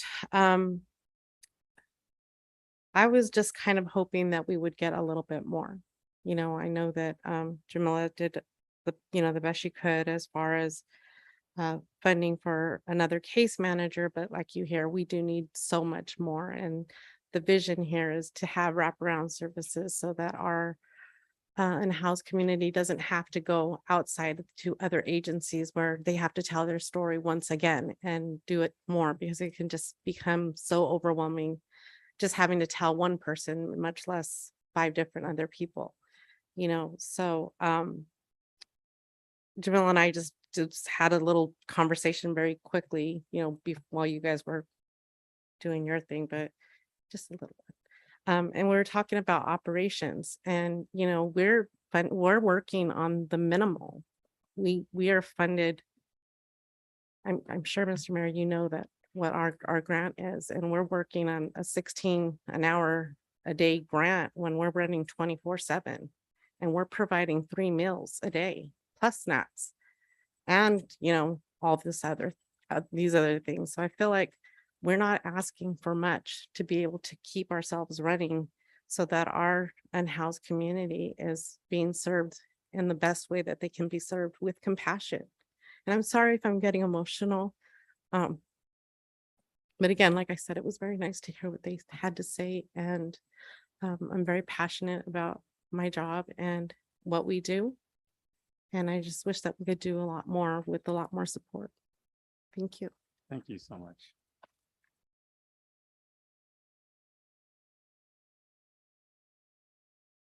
Probably going to mess up this name. Edgar Castellanos.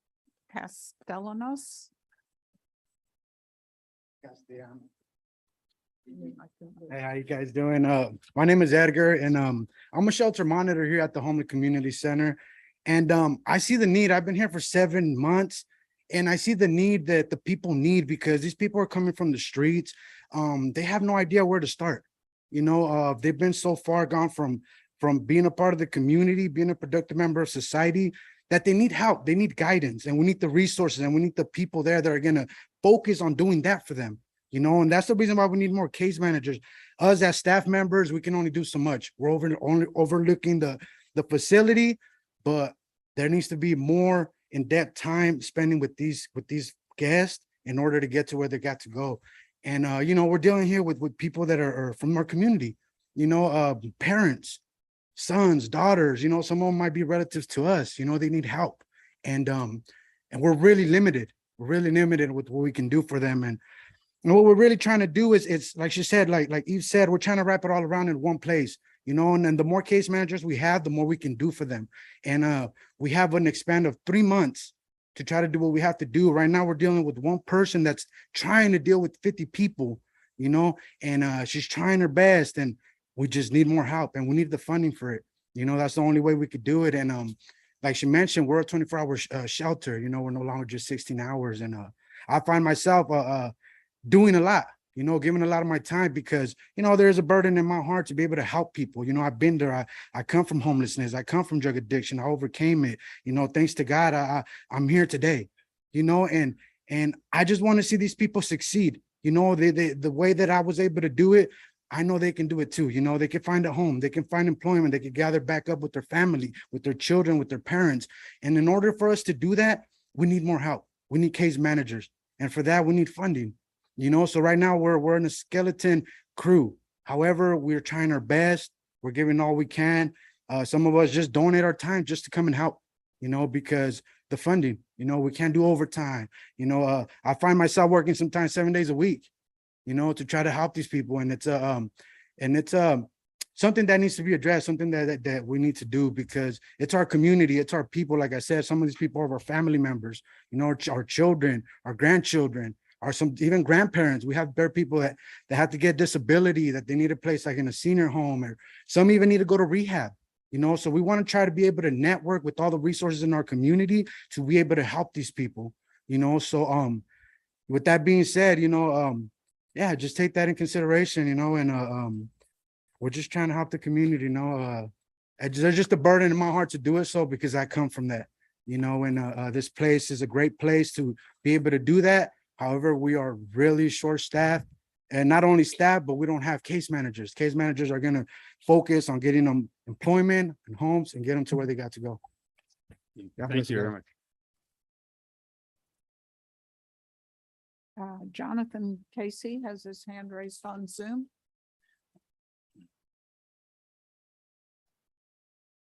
Hi, City Council. My name is Jonathan Casey. I'm with the Housing Advisory Committee with the county. I want to just disclose that. I strongly support the grant request and the allocation of the dollars as presented.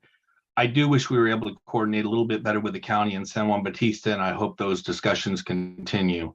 I read recently that we have people that have missed meals. It's estimated at 1.7 million in 2021, I believe, missed at least one meal a day. That's just an amazing number if you think about it. It's staggering to me. I would urge the council to apply for the grant and continue to look for additional grants to support the city's homeless and those under the threat of becoming homeless. Thank you to the staff and especially to those who spoke that are actually living in the shelters, because it's really important to see the faces of those that we can help. And I strongly appreciate you coming tonight. Thank you. Thank you. That's all the speakers. Thank you. At this time, we'll close public hearing. Are there any questions or comments from the? Go ahead, sir. First of all, I want to commend you. Well, I've known most of you guys for a lot of years, but to get up here and to share your heart and your story, that means you're on the road to recovery. Don't give up, keep it up. The next right step, you guys will make it. I did. Thank your staff for helping all this, our hurting residents. A lot of times we see people that are out there and they don't look so good. You know what? What I see people hurting. People hurting. And what you guys do is help them not to hurt, to come deal with all that stuff. And it takes a whole team, not just you, but the mental health, and hopefully we'll get some help over there too and all these other things. But I commend you for what you do. Thank you. Thank you.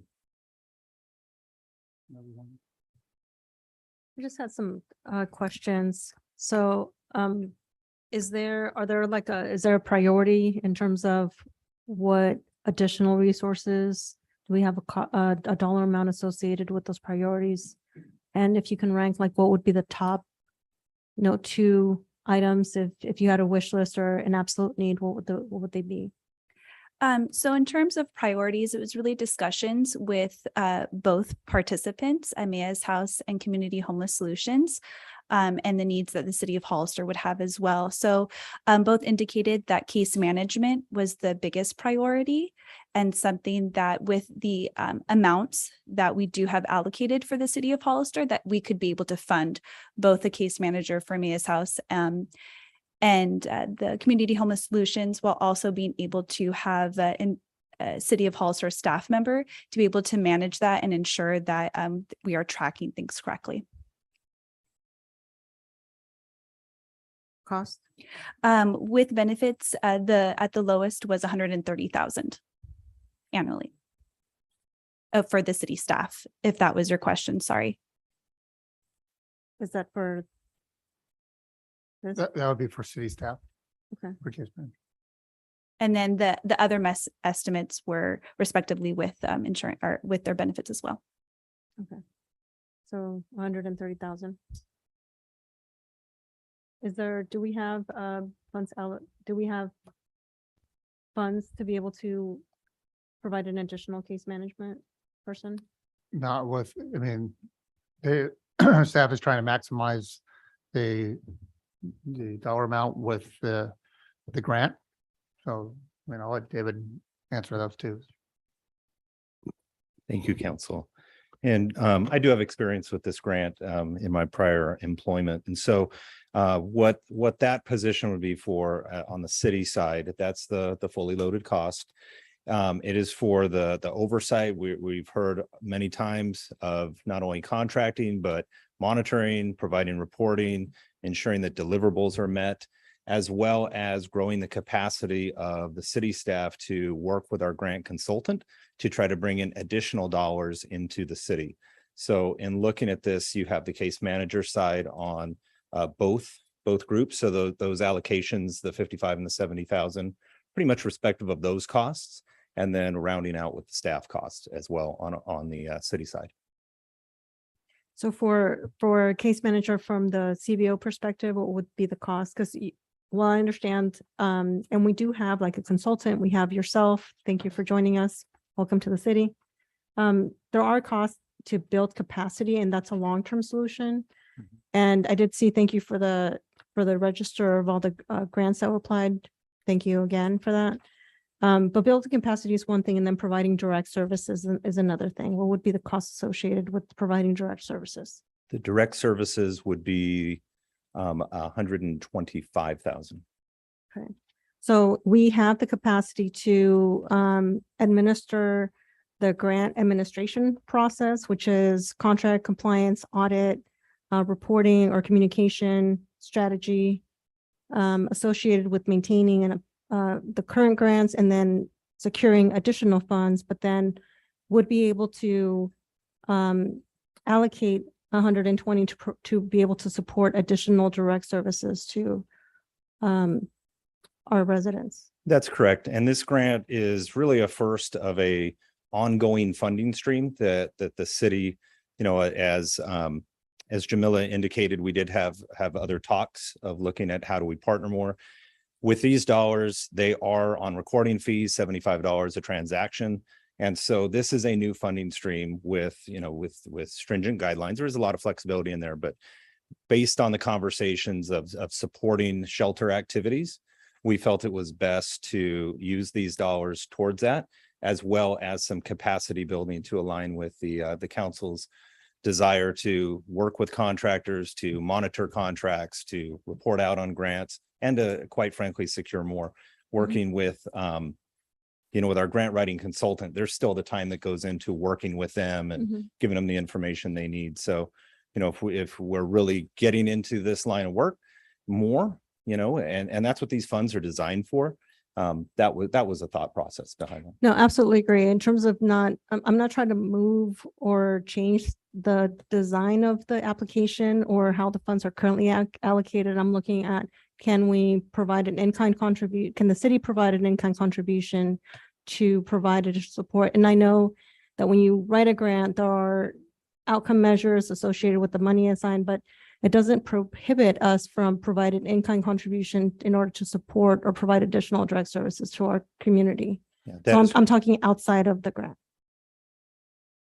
Yeah, I mean, that is up to the council. What I would almost recommend is that we have staff bring forward what is agreed upon here with council, and as part of the budget that we look into if that's a priority of the council to move forward, allow them to get started so they definitely know the areas that they need support in, and to move forward at that time at the budget talks. Yes. Thank you. I want to thank all of you that are here. I'm always happy to see you because I know you're being taken care of. You're in a safe place. You know, we all know it wasn't very long ago that there was not the services there at all. And after a lot of conversations, a lot of work, and a lot of people trying to figure out how to make this thing work, we did. And it's been successful. It's nowhere near where we need to be, no doubt about it. But the key to this is our partnerships. The county is our partner on this. And we did allocate in the past, we were trying to allocate a couple $100,000 additional dollars. But unfortunately, at that time, there were some issues on the county side to match. So we did not move forward. But I have to say right now that the county, especially, I want to give them, I want to thank Supervisor Colin Kosmicki, because he really has been able to turn this thing back around on the county side. So they're making great strides in really getting something, adding additional space and services. And that's really what it comes down to, those services. So I'm looking forward to this year because I know he's been working so hard on the county side.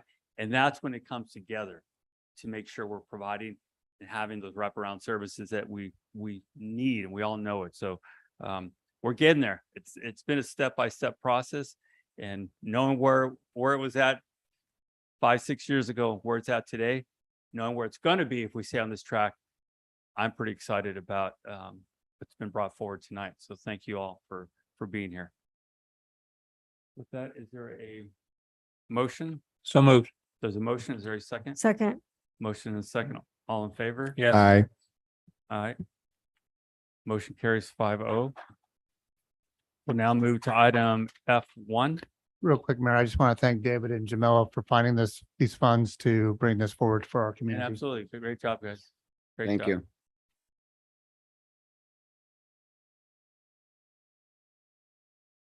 Item F1. Good evening, council. Before, the item before you, staff is seeking approval of our sanitary sewer management plan update. It's required every 5 years by state law. And part of that update, or that requirement, is that we give a presentation to you so you're well informed of it. So staff is asking to receive that presentation and the update, and then to adopt that update, and then to provide the presentation. Bill Callahan from Wallace Group will provide that. Good evening, Mayor. Good evening, Mayor and Council, pardon me. Happy to be here to present this item tonight. You can have the PowerPoint. Okay, Paul's putting up right now. thanks.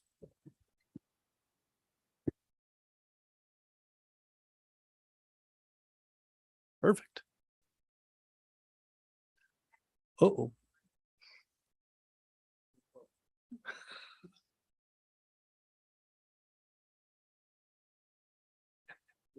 It's over there on the far left. One, there you go, the brown one. There we go. Again, my name is Bill Callahan, Wallace Group. We assisted the city to update the sewer system management plan. Just general overview of what we'll discuss in this brief presentation are the different elements of the sewer system management plan. And then we'll also briefly talk about new requirements, waste discharge requirements anticipated for adoption in 2022, just to kind of keep everybody informed on what is anticipated in the coming year. So sewer system management plans, why do we have these? California Water Code and Federal Clean Water Act require it. What is it? It's a plan and schedule to properly manage and maintain your sanitary sewer system. It's a living document. You're supposed to, the board or the regional board expects you to develop a plan, implement the plan, document your progress, continuously review the plan, assess its effectiveness, and then update. And the city has been updating their SSMP every 5 years per the state requirements. The state of California goal for a sewer system management plan is the proper operation and maintenance of the system for SSO reduction. SSOs are sanitary sewer overflows. Pretty exciting stuff. So there's 11, excuse me, 11 elements of the SSMP. The first element is goals, and the goals should be specific to the city system, and they should be measurable.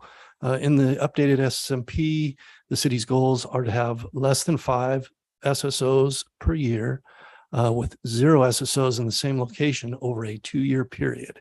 And the city in the past 2 years has been on track to meet that goal. I'm happy to report. Second goal is to collect and analyze CCTV data, which is video of the sewer, to develop a rehabilitation and replacement program based on the findings of that CCTV data by the end of fiscal year 25-26. The third goal is clean the entire collection system every 3 years. And the fourth goal is to provide NASCO training for 2 wastewater staff to facilitate standardized CCTV analysis of the system. NASCO is a standardized, nationally recognized way to assess defects in sewer pipes.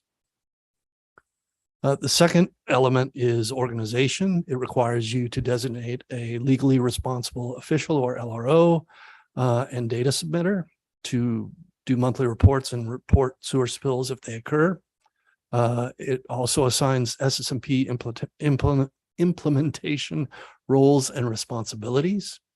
It contains all associated names and contact information for city staff who have SSMP related duties. And it also provides an SSO reporting chain of communication.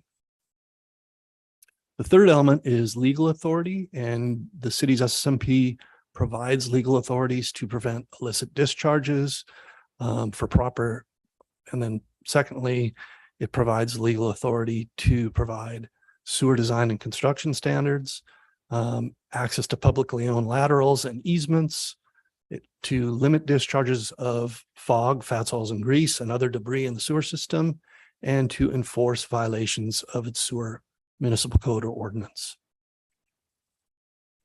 The fourth element is operations and maintenance program, which requires you to have a complete sewer system map and stormwater map, a preventative maintenance program schedule, describe how you're going to implement the plan and ways to assess these, to assess the success of the plan.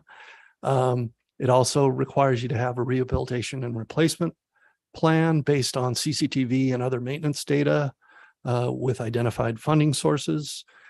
We talked about CCTV analysis as being one of the city's goals. It also talks about requiring city and contract staff training, which the city does.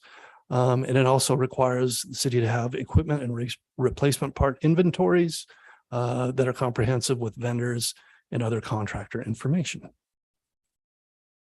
The fifth element is design and performance provisions. It requires the city to have design and construction standards and specifications, which were recently updated in 2019. Also included in those standards are inspection and testing procedures and standards for city sewer assets. Excuse me. The next element is the overflow emergency response plan, which requires you to develop notification procedures for sewer spills and proper sanitary sewer overflow response. Additionally, the overflow emergency response plan requires city staff to conduct training, develop and implement emergency operating procedures for sewer response and sewer emergencies, develop procedures for SSO containment and impact mitigation, and also have a water quality monitoring program in the event an SSO reaches a surface water.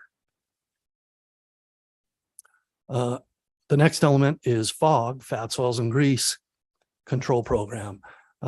This element requires the city to have a public outreach program, which you do, to identify fog disposal facilities, provide legal authorities to regulate fats, oils, and grease, to identify HMAs or high maintenance areas in the sewer system to clean more regularly to prevent sewer overflows, and other source control measures. Fog has historically, fats, oils, and grease, been an issue for the city, with 66% of SSOs showing fog as a contributing factor between 2010 and 2021. However, it should be noted that recent fog control program efforts have reduced the percentage of SSOs caused by fog over the past 6 years by 30%. So kudos to your staff. The next element is system evaluation capacity assurance plan. Requires the city to do capacity evaluations for wet and dry weather of the sewer system to ensure that there's proper capacity to convey sewer flows and not cause sewer spills.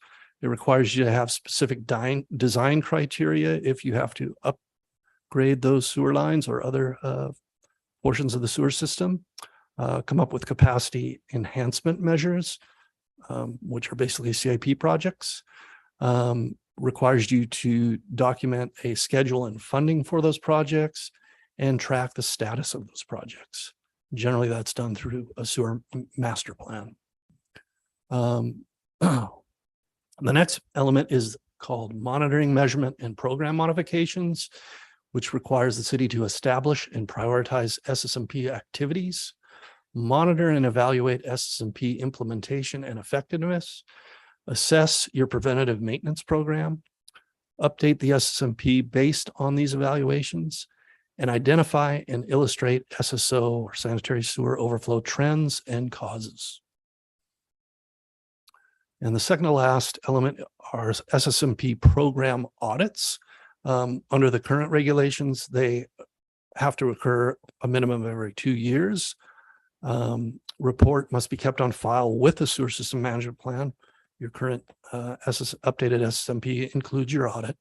The purpose of the audit is to evaluate the SSMP and program effectiveness, evaluate the enrollees' compliance and implementation of the plan, identify any deficiencies, and establish a plan and schedule to correct the deficiencies.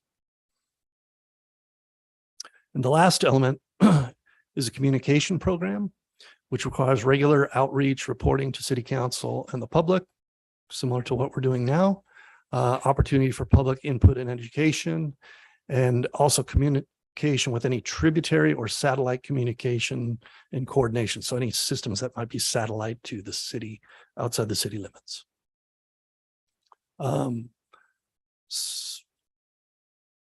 I can take any questions that you might have on what I just said. I know I went pretty fast, and then I was just going to briefly go over new requirements that are coming down the pike. Are there any questions from council?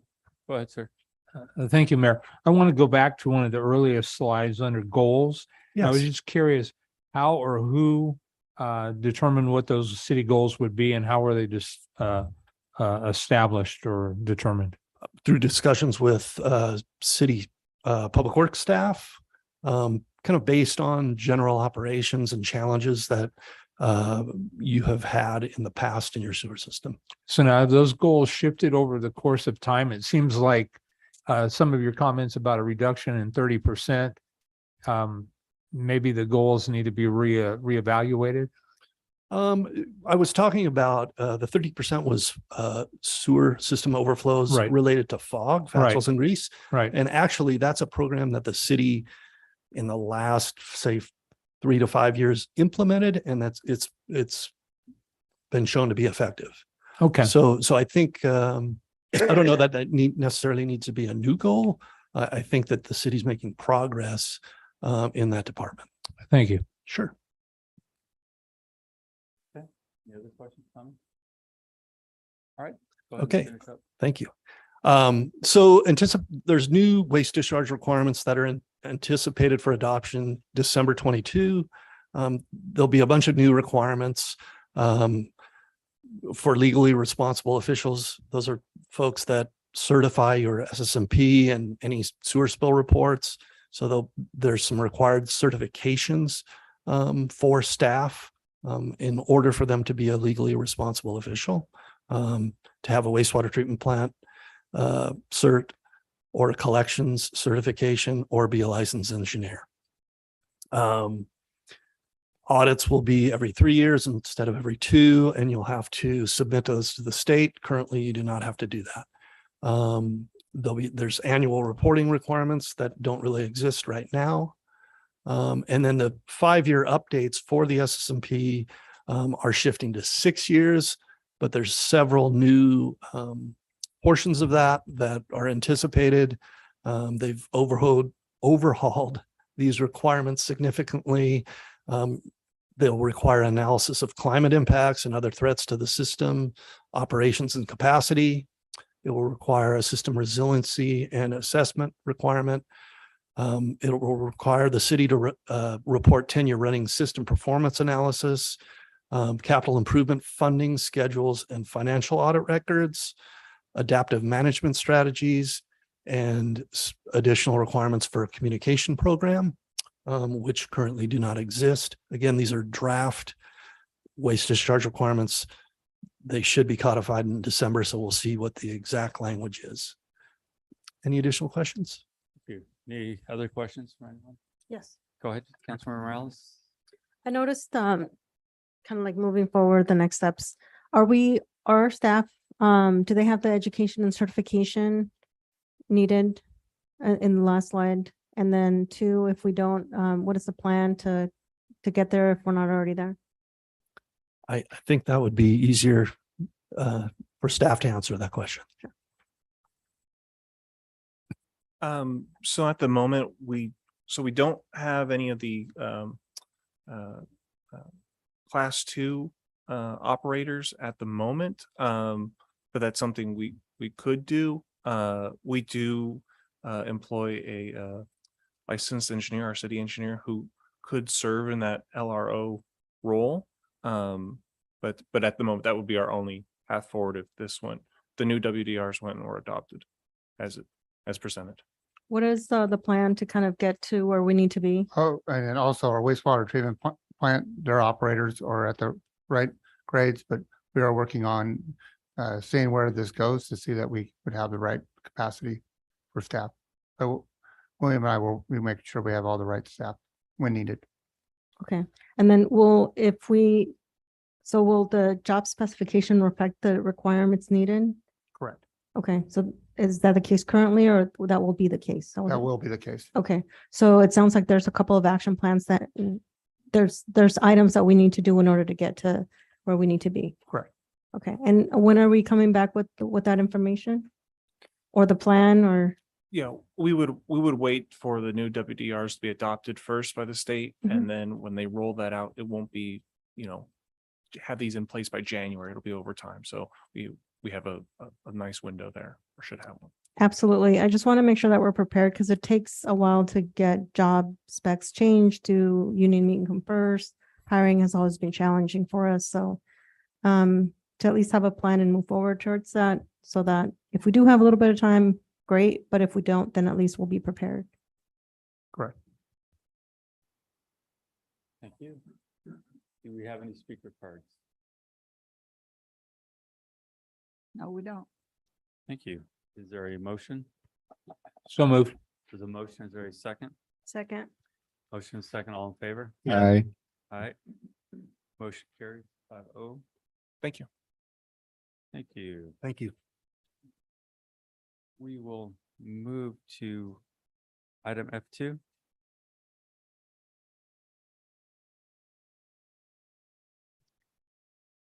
Good evening, Mr. Mayor, City Council, Renee Prowlis, CIP Manager.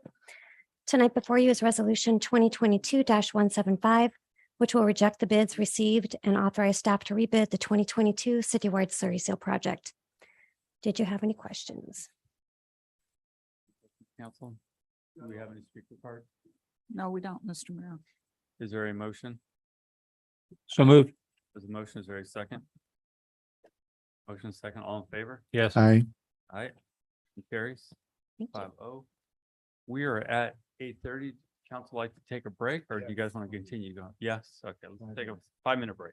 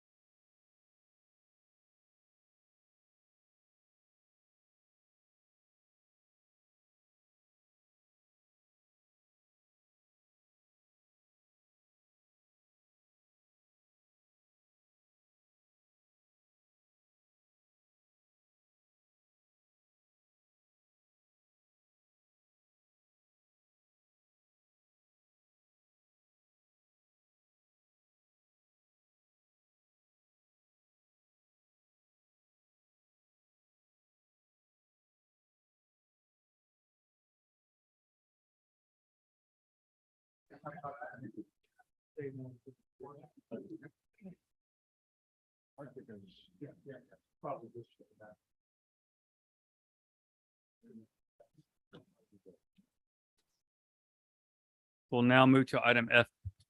Uh-oh.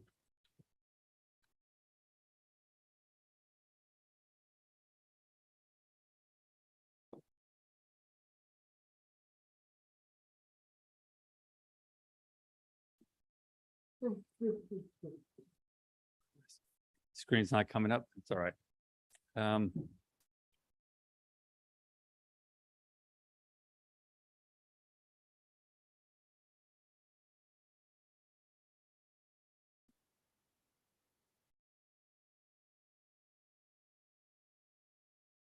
You make it look so easy every time.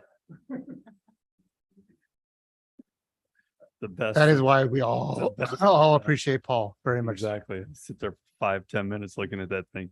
All right, we're gonna move to item F. We did F2, didn't we? We're on Yes. G1. We're going to G1, reports from city council members regarding their committee. Councilmember Burns, Thank you, Mayor. I have nothing to report. Councilmember Resendez, Got nothing to report, Mr. Mayor. Thank you. Vice Mayor Perez, Councilmember Morales.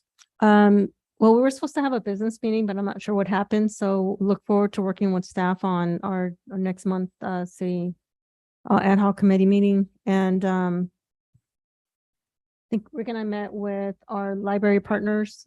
I'm not sure if it was, I can't remember what week it was, but we did have conversations about kind of the grants and what kind of support they need. So we look forward to having further conversations on that. Quick question for you. Last time you said there was a really important meeting coming up for 3E. You were going to report 3CE, you were going to report back on it. What happened on that? Well, all meetings are important, Right, but you said there was something important No. we were going to talk about. just every month we have a meeting. I'm happy to go over the report. Or Yeah, I can send it to Bonnie to post. just a brief, whatever they said when you were there. So I was not able to attend that meeting, but You I do weren't? have a Okay. written report. Well, you could share it with us so we know. I have to find it. Okay, later, whenever, email it. I don't have any reports either. We'll go now to item G2. Informational reports from City Council. Mr. Burns. Thank you, Mayor. I do have only a couple of things. First of all, I would like to know more about what, I don't want to mispronounce his name, but I think it was Anthony Carrillo or Carrillo. And his concerns regarding Prune Street. You know, even if we have to find a temporary solution to a permanent problem to get us and buy us time, it sounds pretty dire out there. And to think about that they've been there for decades and the street has just continued to deteriorate concerns me. So also would like to ask the council through the city manager to schedule a special meeting to discuss the library. I understand that we contribute on an annual basis about $15,000. And my understanding is that the majority of those who use that library are actually City of Hollister residents. I recognize they're also San Benito County residents, but I would like to me, it seems like we probably could and should do more there. And so I would like to really fully understand. And I think it would take a special meeting. I don't think it's something we could push through, or I would want to push through in a standard council meeting. Councilmember Burns, real quick. Yeah. Do you want, that might be a really good one for as our plan, like when we do our goal setting, and because I think we probably want to figure out the funding that they're getting. I think there's a lot more into it. We could put that as part of one of our topics to go over with the council and get some good history behind it. Yeah, I absolutely think so. I just don't want to rush to a decision or rush the conversation with all the other business as usual that happens in a regular council meeting.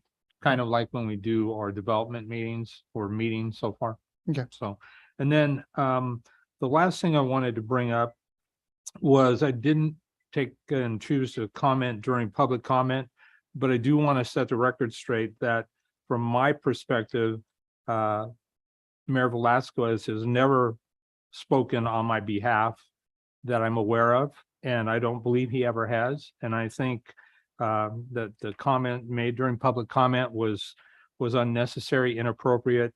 And I'd appreciate it if those kind of comments would not occur during public comment. I know that they will, but the mayor has never spoken on my behalf. So thank you. Those are my comments. Thank you, sir. Councilmember Resendez. Thank you, Mr. Mayor. I made mention of this at the special meeting. The only thing I would request, since services were today, that we close in memory of previous City of Hollister Mayor Pauline Valdivia. That's it. Thank you. Vice Mayor Perez. Yes, I was going to suggest that or ask that we close in Pauline's name, in her honor. She's given a life of servants to our service to our community. It's been an honor to work alongside of her and to also attend church with her.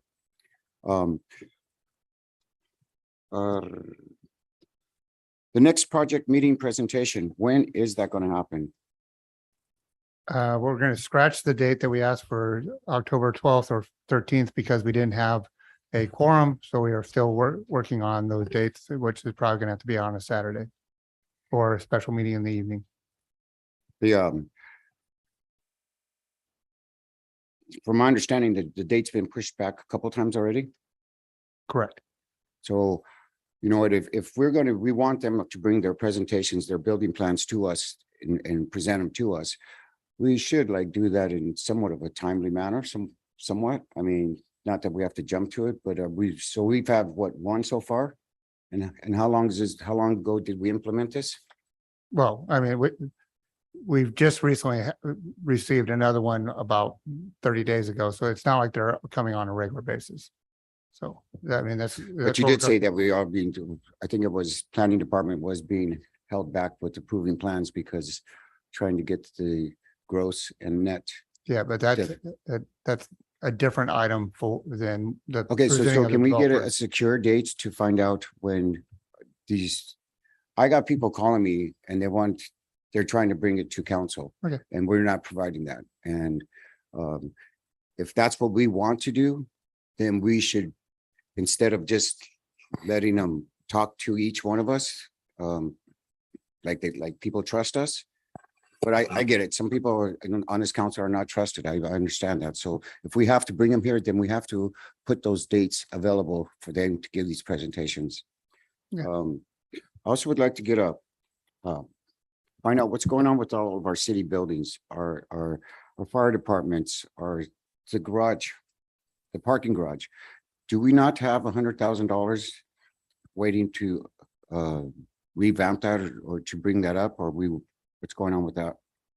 Well, I can give a report on that. It's not on the agenda, but I can give you a report on that. So you don't know?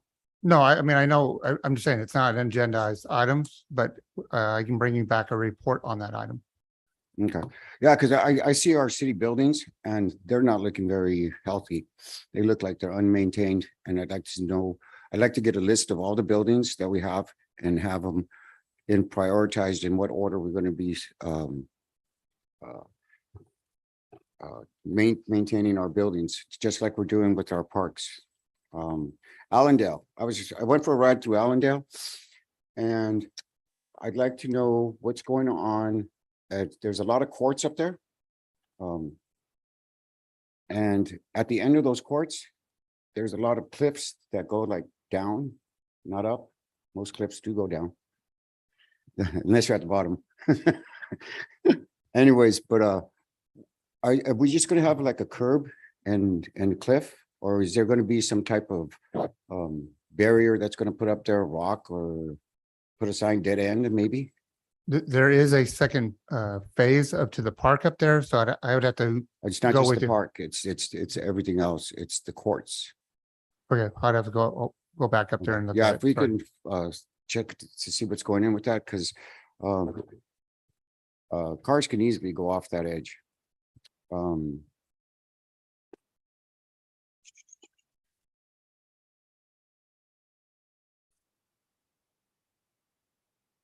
that's it. That's all I have. Thank you, Councilmember Morales. Thank you. I had some members be concerned about the RV policy, so I'd like to bring that back for review. I didn't see it on the list, so I just want to make sure that it's brought back. Also, if you have any updates on San Benito Street, I think a while back I asked about that it was dangerous crossing the street where 7-Eleven is. And just any updates on the traffic study for that street. And I want to clarify, or think what was trying to be communicated early on during public comment is the utilization of the city logo on campaign materials and videos, basically leading or misleading voters that the candidate or the messaging is a representation of the city of Hollister. And an email dated from our city attorney, Mary Lermer, on September the 14th of 2022 clearly states that no candidate shall use the imagery, and it clearly violates the policy. So I think that was part of what was trying to be communicated during public comment. And I'm not exactly sure, other than it has, according to Mary's email, it may result in criminal liability if it's determined by the court that the imagery could mislead voters into believing that the city is endorsing the candidate or otherwise mislead voters regarding the election. So I think that was what was trying to be communicated. Is that it? Okay, well, thank you very much. I guess that would mean one of the ones running for office is violating the law because she is using the logo of the city. So it's unfortunate that we still have people that come to city council meetings as a way to campaign, and even more unfortunate that they mislead the public with false information time and time and time again. These are people that lost a lawsuit that was made up of just flat out lies to the city and owe the city $27,000. And I'm going to ask, as I always do, because Miss Ellie Salinas spoke up again, and she is one of those people that do owe the money. It's Ellie Salinas and Irma Gonzalez, part of a group that have been doing this for quite a while. Have they paid their bill of $27,000 that they owe the city? Have we hired a collection firm yet to collect those dollars? As we could see, they still come to the meetings and spread the misinformation. So it's time that people know the truth rather than constant misinformation being spread by this group. Okay, Rick, I want to answer your question after I answer this one. So the payment has not been made. We have our risk management pool is working on getting that collection from, but it has not been collected yet. Thank you. So sorry, to go back to Rick's, I'm concerned we're starting to go on stuff that's not on the agenda, so that's why I had to get clarification. So the Briggs building does have about $100,000 that we are currently using on fixing the gates. The plan is once the Del Curtos are done with their building, that we are going to use a lot of those funds to paint that building, so it'll be done at the same time, so that we don't have one building look different than the other, or different years of the paint job. So since he's finishing up that, the reason I was bringing it up too is how can we involve our arts departments or committees to help out with that? Yeah, no, I'm looking at Tina, so I will have them put that on agenda. Thank you. And the last item, I wanted to say thank you to the staff, all those involved in putting up the new lights around downtown. Really looks sharp. Something we had planned for quite a while, so I'm glad to see it finally getting accomplished, and great job to all of those involved in that. City manager. That's a great, go ahead. Turn my mic on.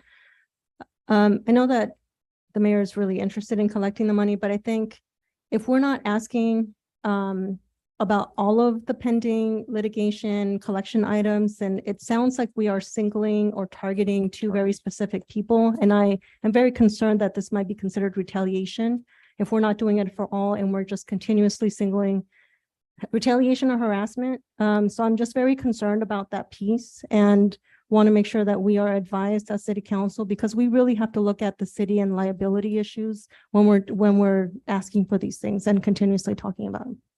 I'll work with the city attorney to look into that item. Well, I would just recap again. I'm absolutely pointing out two people that have knowingly lied.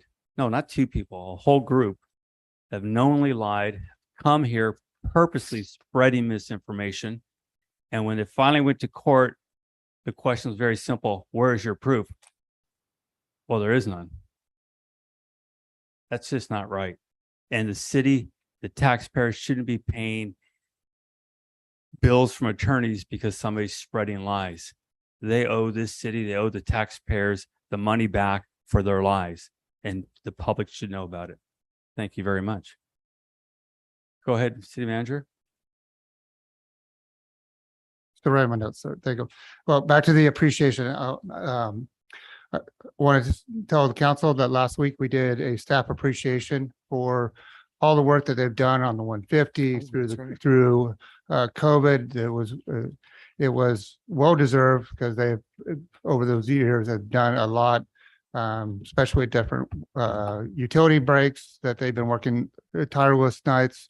There been from when we redid San Benito Street, they were working tireless nights in the rain. So it was a well deserved that they've been shown the appreciation. Also, from the last meeting, I want to correct. I said we had about $60 million worth of the wastewater bonds. Sometimes as we're working on past years for audits, those numbers get stuck in our head and not looking forward. So currently our wastewater bond balance is just slightly above $50 million.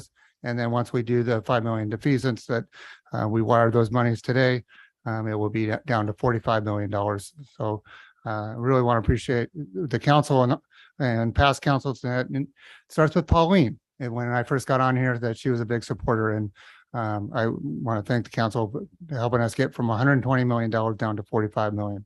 And hopefully we can pay off some more in the next couple of years. And that's all I want to conclude with.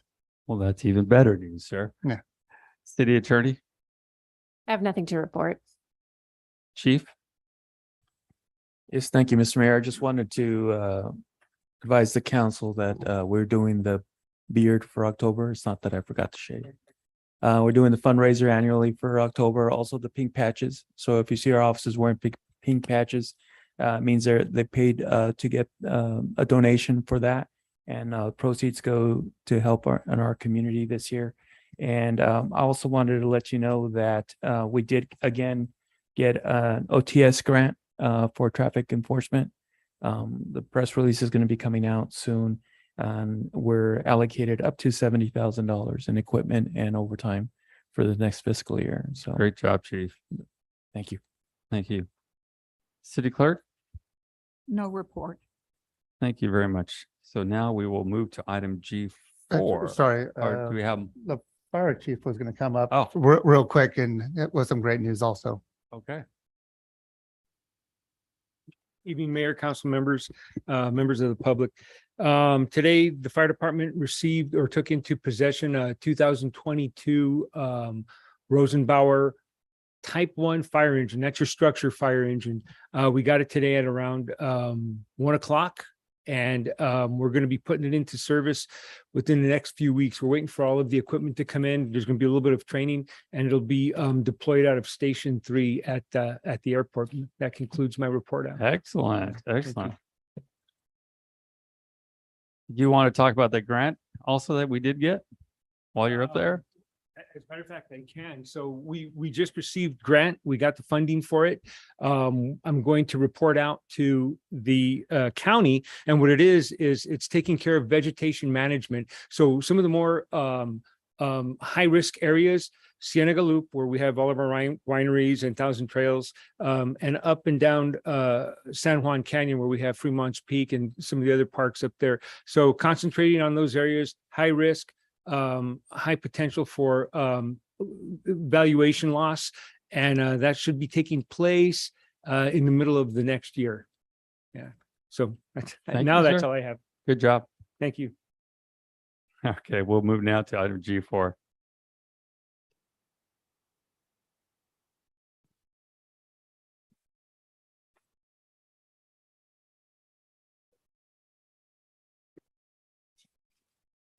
Good evening, Mayor and City Council. Tonight we'll be providing you with a report on the status of the City of Hollister Low Interest Business Loan Program.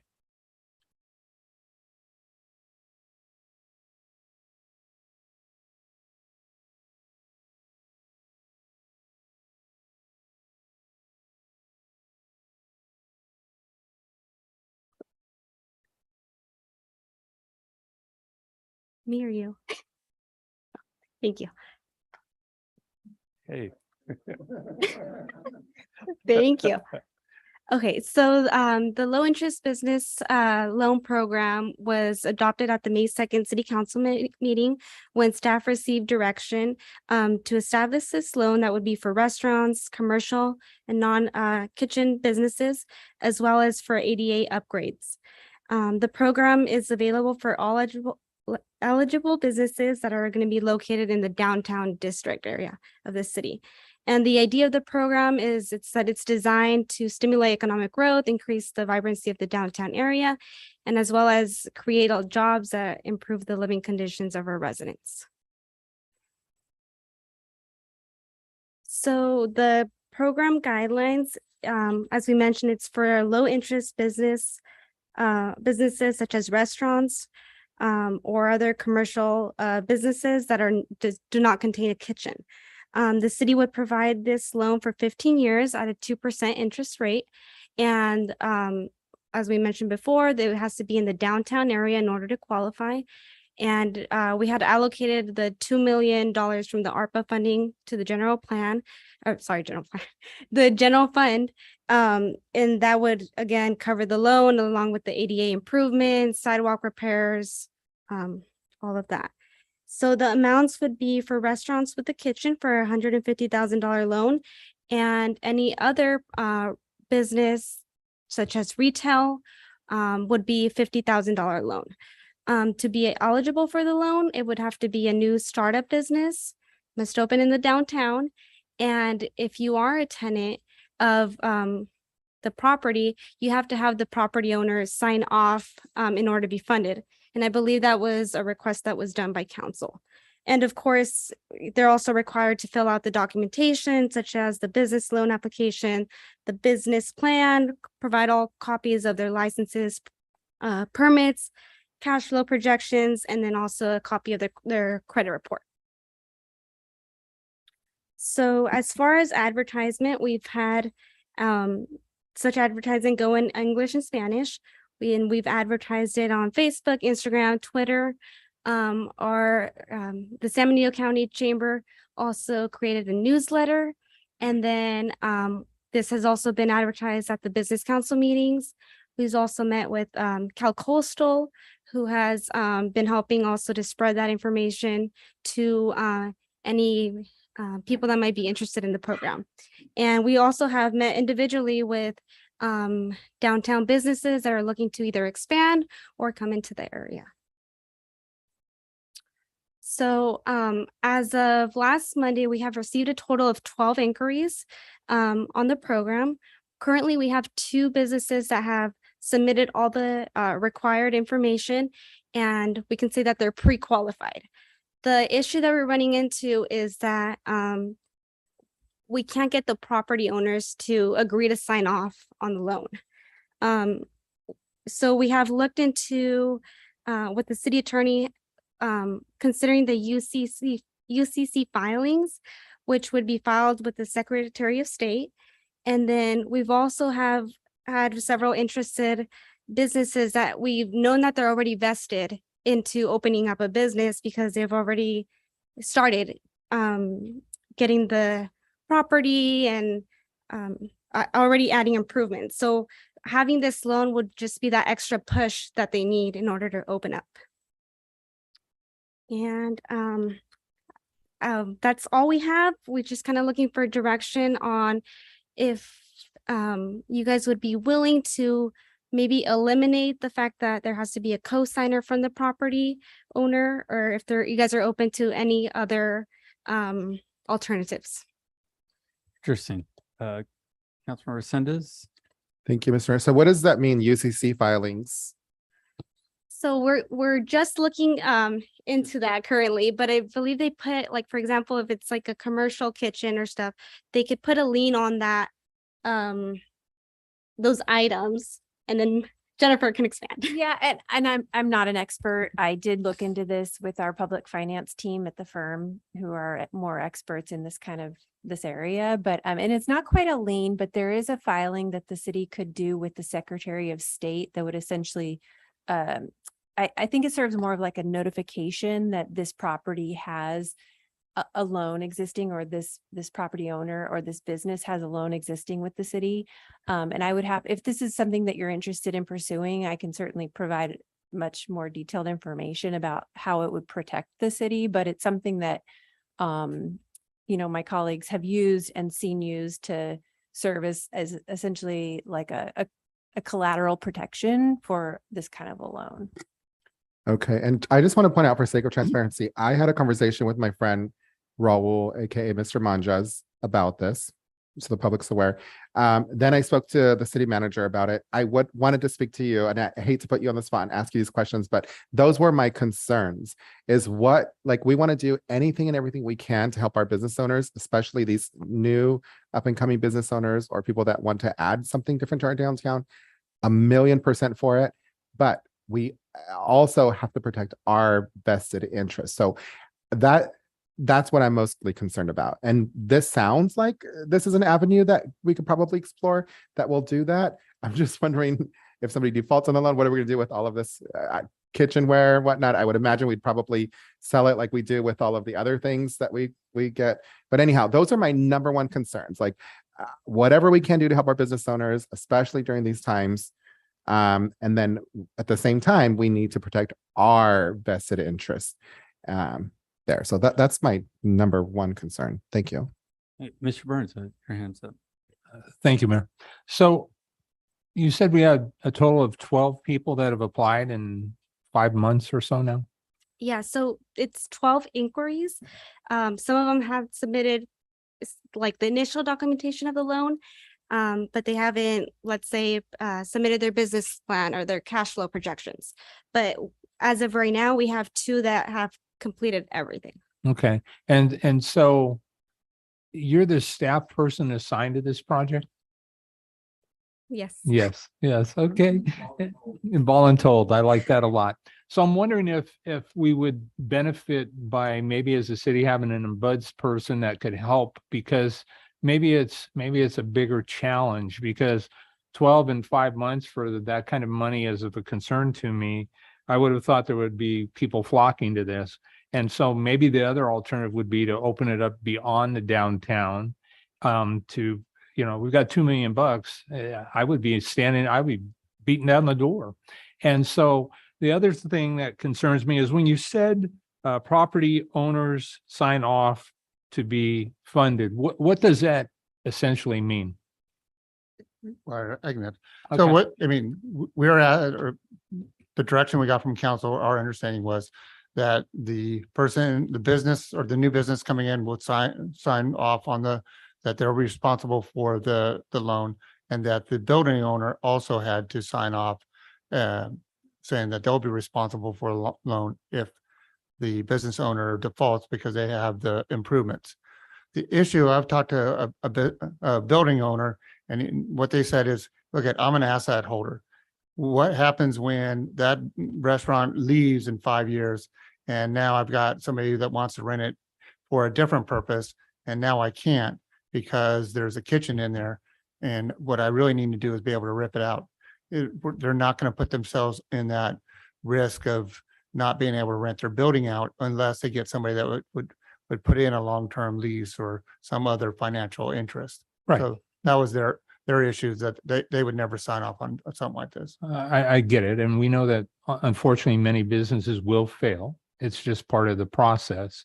So maybe we as a council need to re-look at this. And I think I was probably one that was leading the charge for that. And so we've tried, we've gone 5 or so months and we've not been successful to this point. And so I think maybe we need to look at other alternative forms of collateral from the business owner versus the property owner. And maybe we don't loan money towards construction as much as equipment. I'm encouraged by what I've heard our city attorney say. And maybe, if the loan goes into default, we are the actual owners of the equipment. So at least there's some recoverable. And I would assume if they default in the loan, we could pursue that as well if they were to go bankrupt, but I know where that usually ends. And so, but again, I mean, I don't know. Maybe we entice some of the property owners too to do facades downtown, some painting, some, I've driven downtown and we're celebrating it a lot, but I've seen some buildings that are looking rather worn down as well. And for some reason, there seem to be plenty of vacants that appear to me as I drive by. And so, maybe the applicant, if they have a form of collateral, whether they own a home, whether they own cars, whether they have another successful business that they would put up as collateral. I don't know. I just think we need to find a way to move this forward. And it's not for a lack of trying by staff. It's clear to me in that regard, but we need to find a way to get to yes, in my opinion. Thank you, Mayor. Good comment. And to add to that, we actually are doing that. So some of them have either put, if they own a home as their collateral, if they have a second business, they have put it as collateral as well. That works for me. Yeah, the big issue right now has been getting the building owner to sign off. Unless they own the building. Right, and I get that. I don't know that I would either, particularly when I hear comments like if we put a commercial kitchen in, there's going to be some structural work that has to be done. And if the next person in doesn't want to be a restaurant or need a commercial kitchen, well, I understand that the equipment alone can be very expensive, but the construction as well could be very expensive. And frankly, at the end of the day, if we got collateral, I really don't care what they do with it as long as they pay it back and they're succeeding. Councilmember Morales, you had a comment? Yes. So, Rick and I have been talking to a lot of business through our ad hoc committee, and yes, so that was the number one concern. Well, let me back up a little bit. So as a result of the various conversations we had, we asked the city staff, so on item number 23, on September the 6th, 2022, we asked the city manager to update the program and to make more business eligible to receive loans. So that was something that we brought forth. And some of the comments at that time, early September, were that one, that wasn't a priority in terms of need. Two, there was a lot of confusion about the application process. Three, that a lot of the owners would not sign off on it. And so that was a really huge hardship. And then other things were like, when there's gaps that the intention of this loan program, again, doesn't necessarily meet their needs. Sometimes their need may not be assets or construction. It might be employee costs to tie them down over, the highs and lows. And so the ask at the time, again, September the 6th, was to go back and make this a little bit more open so that there's the ability for business owners to kind of prioritize their needs and then be able to have some flexibility so that they can start a business, because a lot of them are just waiting for that opportunity. And so the restrictions did not meet our business needs, and they articulated that. And so we asked at the time to make this more flexible, more open, and not just the line items that we asked, but just make it open so that people can say, this is what I need this time. And then we can have the committee evaluate whether that's legitimate. And then how do we then work with our businesses to be able to provide the collateral for the accountability? Yeah, I mean, that's one of the reasons why this item is back is council give us direction. It was asked, how is the loan program working? And is there any changes? In fact, I think one of the recommendations or requests was to help businesses go green. But this is a policy of the council where, like I say, setting the collateral or the requirement of the building owner to sign off. This is up to the council how they want to change this program. Go ahead, sir. Thank you, Mr. Mayor. So I'm going to still play out of Mr. Councilman Burns' playbook. According to my dirty math, 12 Here we go. times 150. Let's assume everybody's taking out 150. That's $1.8 million. So I am not necessarily sold on opening to everybody. I really think that we should keep it for downtown because I think we're getting close there. Let's just pretend everybody gets 150, right? So I think if we open the floodgates, it could be problematic and then we're going to leave people from downtown out of that opportunity. So I would stay focused on that. Number two, again, from Councilmember Burns, he brought up a great concern or question. How do we recoup the cost of ADA requirements? How do we recoup the cost of sidewalk improvements? We can't. And the people that are going to get the benefits of that are the building owners. So I'm definitely interested in looking at, I don't know how you say this, I guess reorganizing or readjusting or reevaluating the program to benefit the needs of the business owners. But we have to be realistic about those types of things, right? We're not going to go in there and make these bathrooms ADA compliant. We're not going to go in there and make these sidewalks ADA compliant when we cannot recoup the cost of those things. I'd rather get kitchen equipment. I'd rather get ovens. I'd rather, put it towards things that we can recoup the cost of, if that makes sense. If the business owners are willing to sign on, and that's a different story, but it doesn't sound like that's something that we're hearing. So anyway, those are my thoughts. Thank you so much. So, I've been in contact with a few of the applicants. Yeah, getting the owners, that's not working. And I think there's a couple of things to keep in mind. One is, yes, we need to protect our investment from the city. And just real quick with that, anyone have a problem with sidewalk? Give me a call.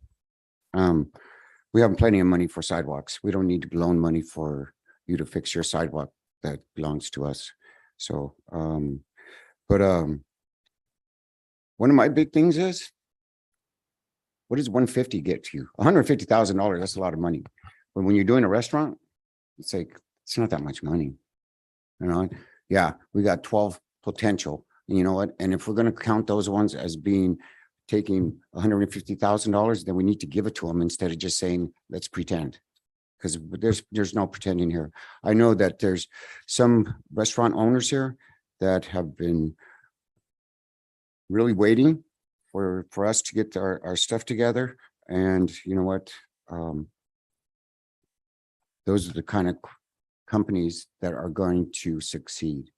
All the companies that all the restaurants, they're all restaurants pretty much, almost.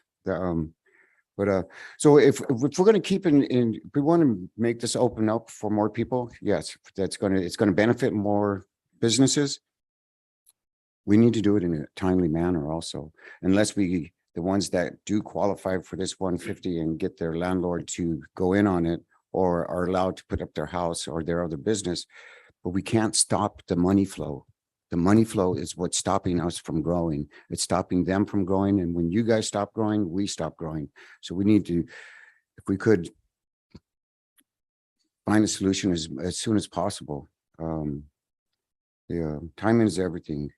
It's like we've had 12 inquiries. Where's everybody at? I mean, it's like, I think we need to raise the limit, the 150. I think we need to raise it to more, because what are we going to do? Sit with the money? Someone else needs the money. Let's let them use it. Let's help our community. Thank you. I surprised the building owners are not participating, because it's really their asset. At the end of the day, they're the ones to gain. I'm kind of concerned of you guys that you're protecting yourselves in long-term leases if you don't own the buildings, because that to me tells me the warning signs of a building owner is smart enough to know the value of those things. If you don't have a long-term lease there, that they might have you do all the work and then say, well, I've changed my direction, and raising your lease way up there and kicking you out because I have a new person. So be careful. I think it's disappointing to hear that building owners that have the most to gain out of this, because they're going to have tenants. I mean, it's not cheap to do this. It's very expensive. But I think Mr. Burns really had a good point. It's, you're securing the equipment. That's what the filings are about, to make sure they can get it in case something happens. At least the building owner wanted them out for some reason, he can't just take this and say, oh, now it's all mine. Or unless he has a new tenant that's gonna pay the remainder of the loan. So it's not easy. And I'm thinking maybe it's the problem. I don't know if who applied or not, but I think, the application talked about business plan and so on. That might be the daunting part where they can get some help with Gatlin College. They have the small business program to help build that and understand the kind of the paperwork that goes behind that. So that way, starting your business, you have a better chance of success, because a lot of times people will start a business not understanding the true cost of running a business, and then you're in trouble within 6 months. I mean, you really have to look at how you're going to run your business for, the saying is 2 years, but really, how do you get through the first year? So if we can find a way to get the money to them, secure it, and if the building owners don't want to participate, well, then we'll find a way to, hate to say it, take the equipment back. I'd rather have it there for the next person, because that's what's going to happen. The building owner is going to find another tenant and lease it out. So that's what we want to do. And I agree with both Mr. Burns and Mr. Resendez on their ideas of, keeping focus, securing it. The UCC is a good way to go about securing equipment. You can't pay for a complete remodel. And I hear this a lot from small business owners of, well, why do they want me to fix the bathroom? Why do they want me to have a sink there? These are the rules of the state. There's certain codes that have to be met. And it's important for people to understand that going in, because then you can figure out your true cost of starting that business. And then we should be able to help in any way we can to understand those rules up front to make it more realistic to do the project. Because sometimes people get further in than they should, and they can find ways to save money getting into the whole project. But I think the numbers are fair. I'm disappointed again with the building owners not wanting to be part of that. But let's help them get going. I'm sure they'll succeed if they can get that start. Go ahead. Well, can I get kind of a consensus or direction? It does sound like, Public comment? public comment too, yeah. Let's get to that part. Okay, who do we have? Speakers? I have a card here for Priscilla and Mike Jones. I don't know if they want to speak together or separately. Take your time. You got 3 minutes. All right. And if you want to take 2 people, that's more time. That's okay. Hi, Throw a we're the little tip. owners of Churros. We are downtown. Our building is the building that we just worked with the Arts Council to put that mural up. So we're already doing things for the community and we're not open yet. Our concern with the loan, and we do thank you all for opening this program up, we appreciate it, is not the issue with the owner because we own our building. The issue is that the money is not enough for the renovations that we need as a commercial kitchen. A hood and ansel system alone is taking up that 150,000, and our building needs a lot more than that. Realistically, 300,000, and we put a lot of our own money into this as well. It's not us coming to the city like, hey, pay for the whole thing. We've put a substantial amount into the build out. It's just that we are afraid if we move forward. We are one of the 12 that submitted an interest card, but if we move forward, we might mess up the chance for us to go to the bank to get the rest of the TIs. And if we do that, we're not going to open. We're going to sit with the new hood and ansel system and be stuck with the $150,000 loan now that we can't get the rest of the renovations done. Yeah, so that's kind of the position that we're in. We appreciate it, but that won't get us to the finish line. So, we respectfully ask if you guys can maybe take a look into it and see maybe it can be a business by business basis and what the business needs are. Because I know other businesses, they have different needs than what we have. And we invested in the building because we wanted to invest in Hollister. So Into downtown. into downtown so that We do a lot for the community and we plan on continuing to do that. With that building being there, we've given Bulldog Boxing a home until they could get on their feet. So it's a lot more to us than just opening a restaurant and making money. our business will bring about 20 to 25 jobs to the city. Easily. But we can't get there with 150,000. It's just realistically not gonna happen. Our contractor's ready to go. The city has the plans. They're just waiting on one correction that should be coming in soon The structural. with the structural, which was already signed off by an engineer. So as soon as that comes in and we get this funding, contractor said he'll be good in 3.5 months. We could potentially open up our doors by the beginning of the year. Yeah. If everything goes well, but, It's a you know, funding, for a small business, we're a startup, like hustle and grind startup from the ground up. Yeah. So every little bit really will help us. So it's just, if you could consider case by case, giving a little bit more to the businesses that need it, we can provide all the documents, then I think it would be beneficial. it'll take us to the finish line to get up and get started. I'm sure there's other businesses that would probably say the same. Thank you. Thank you. Thank you. That's it. That's it. Thank you. Thank you.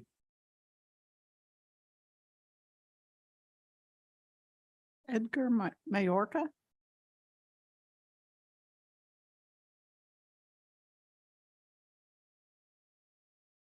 Good evening, guys.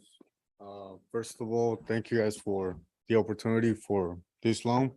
My name is Edgar, my wife Diana, my beautiful baby girl over there too. We're Café con Leche. We just opened our coffee shop down the street on 4th Street in Monterey, from the courthouse. We came up from the bottom.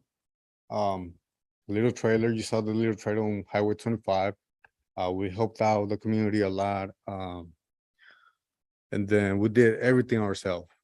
Our landlord is Mr. B. We put every renovation, everything that is in the shop, we put it ourselves, our hard work.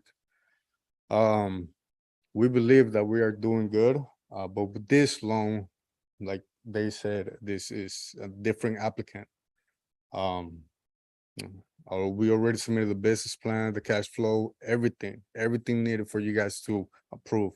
The only thing is the owner of the property won't approve. He won't even approve his family to co-sign for a loan. So by that said, we are putting our house as collateral. Our equity is even greater than 150,000. So that's like you guys' sake, right? You guys worry about the money. The money is there. I don't want to do anything with my house, but I'll put it in collateral for the funding, just for us to pay everything or our debt and all the profits coming in, and we'll see more revenue. At the moment, we have 4 employees, and we are doing good. God willing, we're doing good. And with this, we just need the approval from you guys. Thank you. Thank you.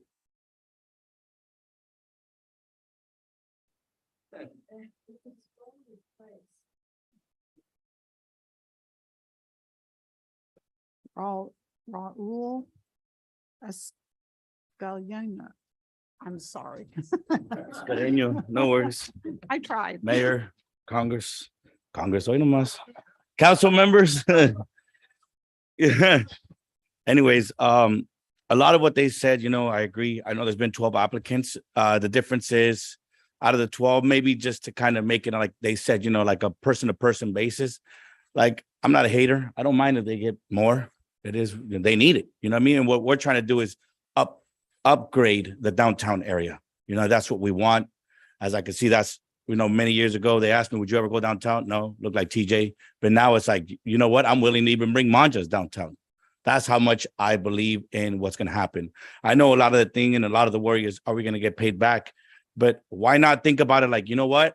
These guys got it. It's going to be successful. We're going to keep people here instead of going to Monterey, to Morgan Hill, to San Jose, because my vision is bigger than that. That's what I'm thinking. I'm thinking I'm going to open up a restaurant that's going to be successful. It's going to be popping. It's going to be happening.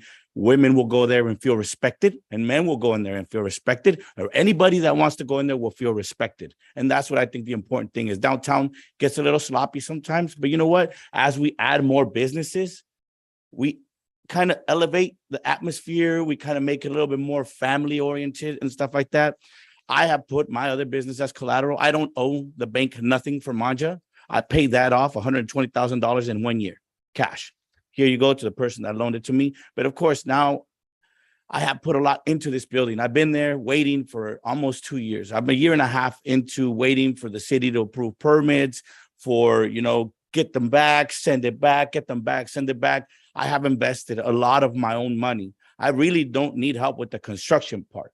I need help with working capital, which is, I would really like it if you guys remove the landlord, because let's all be honest here. Once businesses like ours get up and rolling, they're going to be successful.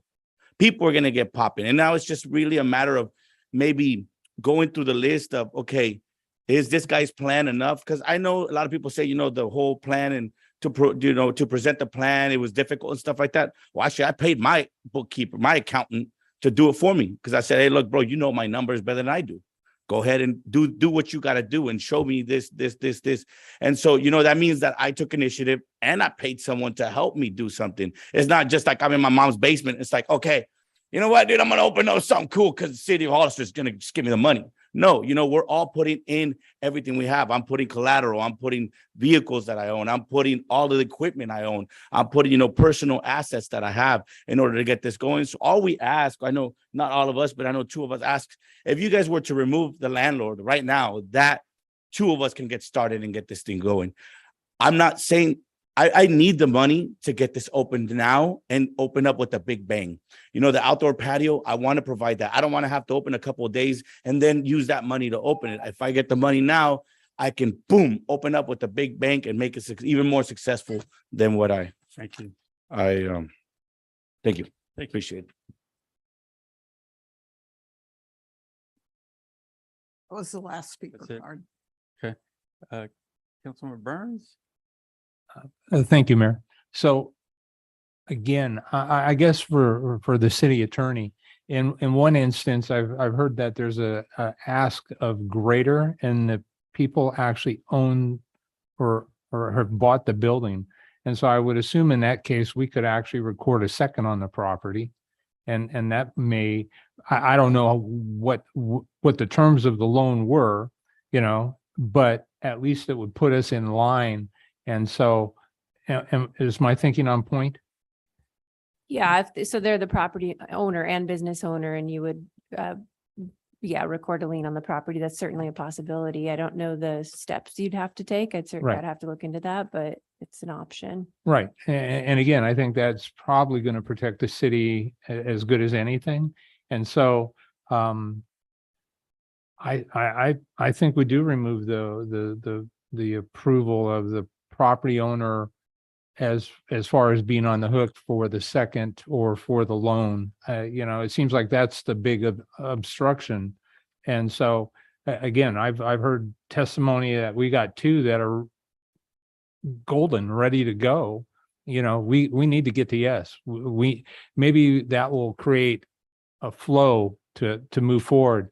And if we can use Councilmember Resendez's dirty math, I'm good with holding with downtown, but if we're having a light conversation in a year, maybe we do need to open up citywide. And, if we have successful businesses, that breeds success, and there's revenue that's actually generated for the city in that regard as well. And so I'm 100% behind removing the requirement of the property owner to sign off on the second or the loan. I just think it's an obstruction that we've tried, and I know we've done other things since I've been on council where we've really maybe over prescribed or regulated things and they failed. And this is just an example where we need to redirect and move forward. So I certainly support all of the businesses. I am open to a larger amount of money if there's a way to secure it through a second. Again, I mean, what have we got to lose? I recognize there's money, but I'm willing to invest in the business's successes. Thank you. Maybe a suggestion is for the additional amount, we'll bring those loan requests on a case-by-case basis to council. I think that makes perfect sense. Thank you, Mr. Miller. Thank you, Mayor. Go ahead, sir. Everything that he said, 100% in support of removing it as long as we're protected. Definitely not opposed to increasing the amount, bringing them as a case by case basis, as long as we're protected financially, either whether it's a second or whether it's the UCC filings. And I'm also in favor of getting this rolled out as quickly as we can, because I have faith in our community. Not only the residents that are going to come shop downtown, but the business owners. Yeah, so looking forward to seeing that come through. Thanks. Yeah, I don't know. Well, you know what? I don't know if it's just because I'm getting older, but it's like I see you three businesses and I see you guys out there, and it makes my heart smile, because I see you not just doing it as a single person, you're doing it as families. You know, I see your kids, and it's like, that's what's building our community. You guys might be building a business, but you're really building our community. And you know what? I thank you for that, because it's your models of businesses that make America's what it is. So thank you guys. And I support case by case, get it done as soon as possible. Whatever we have to do to make it work, make it work. Yeah, thanks for giving my heart a smile. I agree with your comments, Mr. Burns. If you're going to be able to secure it, you know, and the building owner is not, well, in this case, one of them is a building owner, so that's even better. But you know, if you can secure it, I get it, and get moving on it. So I still think a lot of times is the smaller ones, they need some help getting through those first stages so they can make it there. I think we have to be careful. We can't overdo it. We can't promise the world because we can't afford it. I mean, at the end of the day, if we do that, we're shutting out others too. So this is all about giving a helping hand to get started. Go too far, we might kind of backfire on our here. So we want to make sure we're securing it. And so we can remember the goal here was get the first one started so we get the next one started. And that's what we've been trying to do here. So I agree with Mr. Burns and Mr. Resendez. If we can secure it, we can work through it case by case. Absolutely. Okay. We went through speakers. Okay. Is that the consensus? We have our Voting direction. Case by case, and we can go from there. Perfect. Thank you. Thank you. Item H. Thank you, guys. H. H. H is just if you have any If we have any questions or questions. additions to it. Yeah. That's not, IJK, there's nothing. Tonight, we're going to adjourn in memory of former Mayor Pauline Valdivia. Pauline was part of this council for 16 years. Tim, you worked with her for quite a while. I had the honor of being up here with her also. Extremely dedicated person to our community. Never, that I know of, thought about herself first. It was always about others. And it's just a continuing love to help others. And she was here in those tough times, and we made some very tough decisions, but she still found a way to make sure our seniors were covered and taken care of. And I can remember those conversations that we need to do this and do it in a way that really helps our community. So again, I was honored just to know her. That's all I can say. I was just honored just to know her. I can never match up to who she was as a person. I can tell you that right now. And I think most of us can agree. That is a person that committed her life to the betterment of others. And there's very, very few. And I was proud to know Mayor Pauline Valdivia. Anybody else want to say any words? I'd like to see if we can get a consensus from staff. I don't know if we can do, if this is even legal, or for next time to get a lifetime achievement recognition. I don't know what kind of certificates we have, but she like the mayor said, she went way above and way beyond to service our community. we'll work with staff and city attorney. We'll come up with something. Mr. Resendez? Thank you. So before I was a councilman, I came up and I asked the council to help me with an art project that I was doing downtown. Mayor Pauline Valdivia was here for that. As a council member, she served for a planning commissioner for District 2 for a number of years. And I also had several conversations with her about what she was most dedicated to, I think, in her final years was Jóvenes de Antaño. So it was a pleasure knowing her. Her family, I'm sure everybody, the entire community has got them and their thoughts and their prayers. And I have no doubt that she had a beautiful service today. So yeah, those are my thoughts. And it was an honor getting to know her, getting to speak to her and getting to work with her and having someone like that truly, genuinely represent our city, as the mayor said, for the city's interest. Thank you. Mr. Burns. Thank you, Mayor. I'd actually like staff to maybe look at possibly either naming or renaming one of our parks or Community park center. or a minimum of street to go along. I mean, she was iconic. Yeah, we'll So, find. thank you. Thank you. Is there a motion to adjourn? Is there a second? Second. Motion second, all in favor? Yes. Aye. Aye. Motion carries. Thank you, everyone.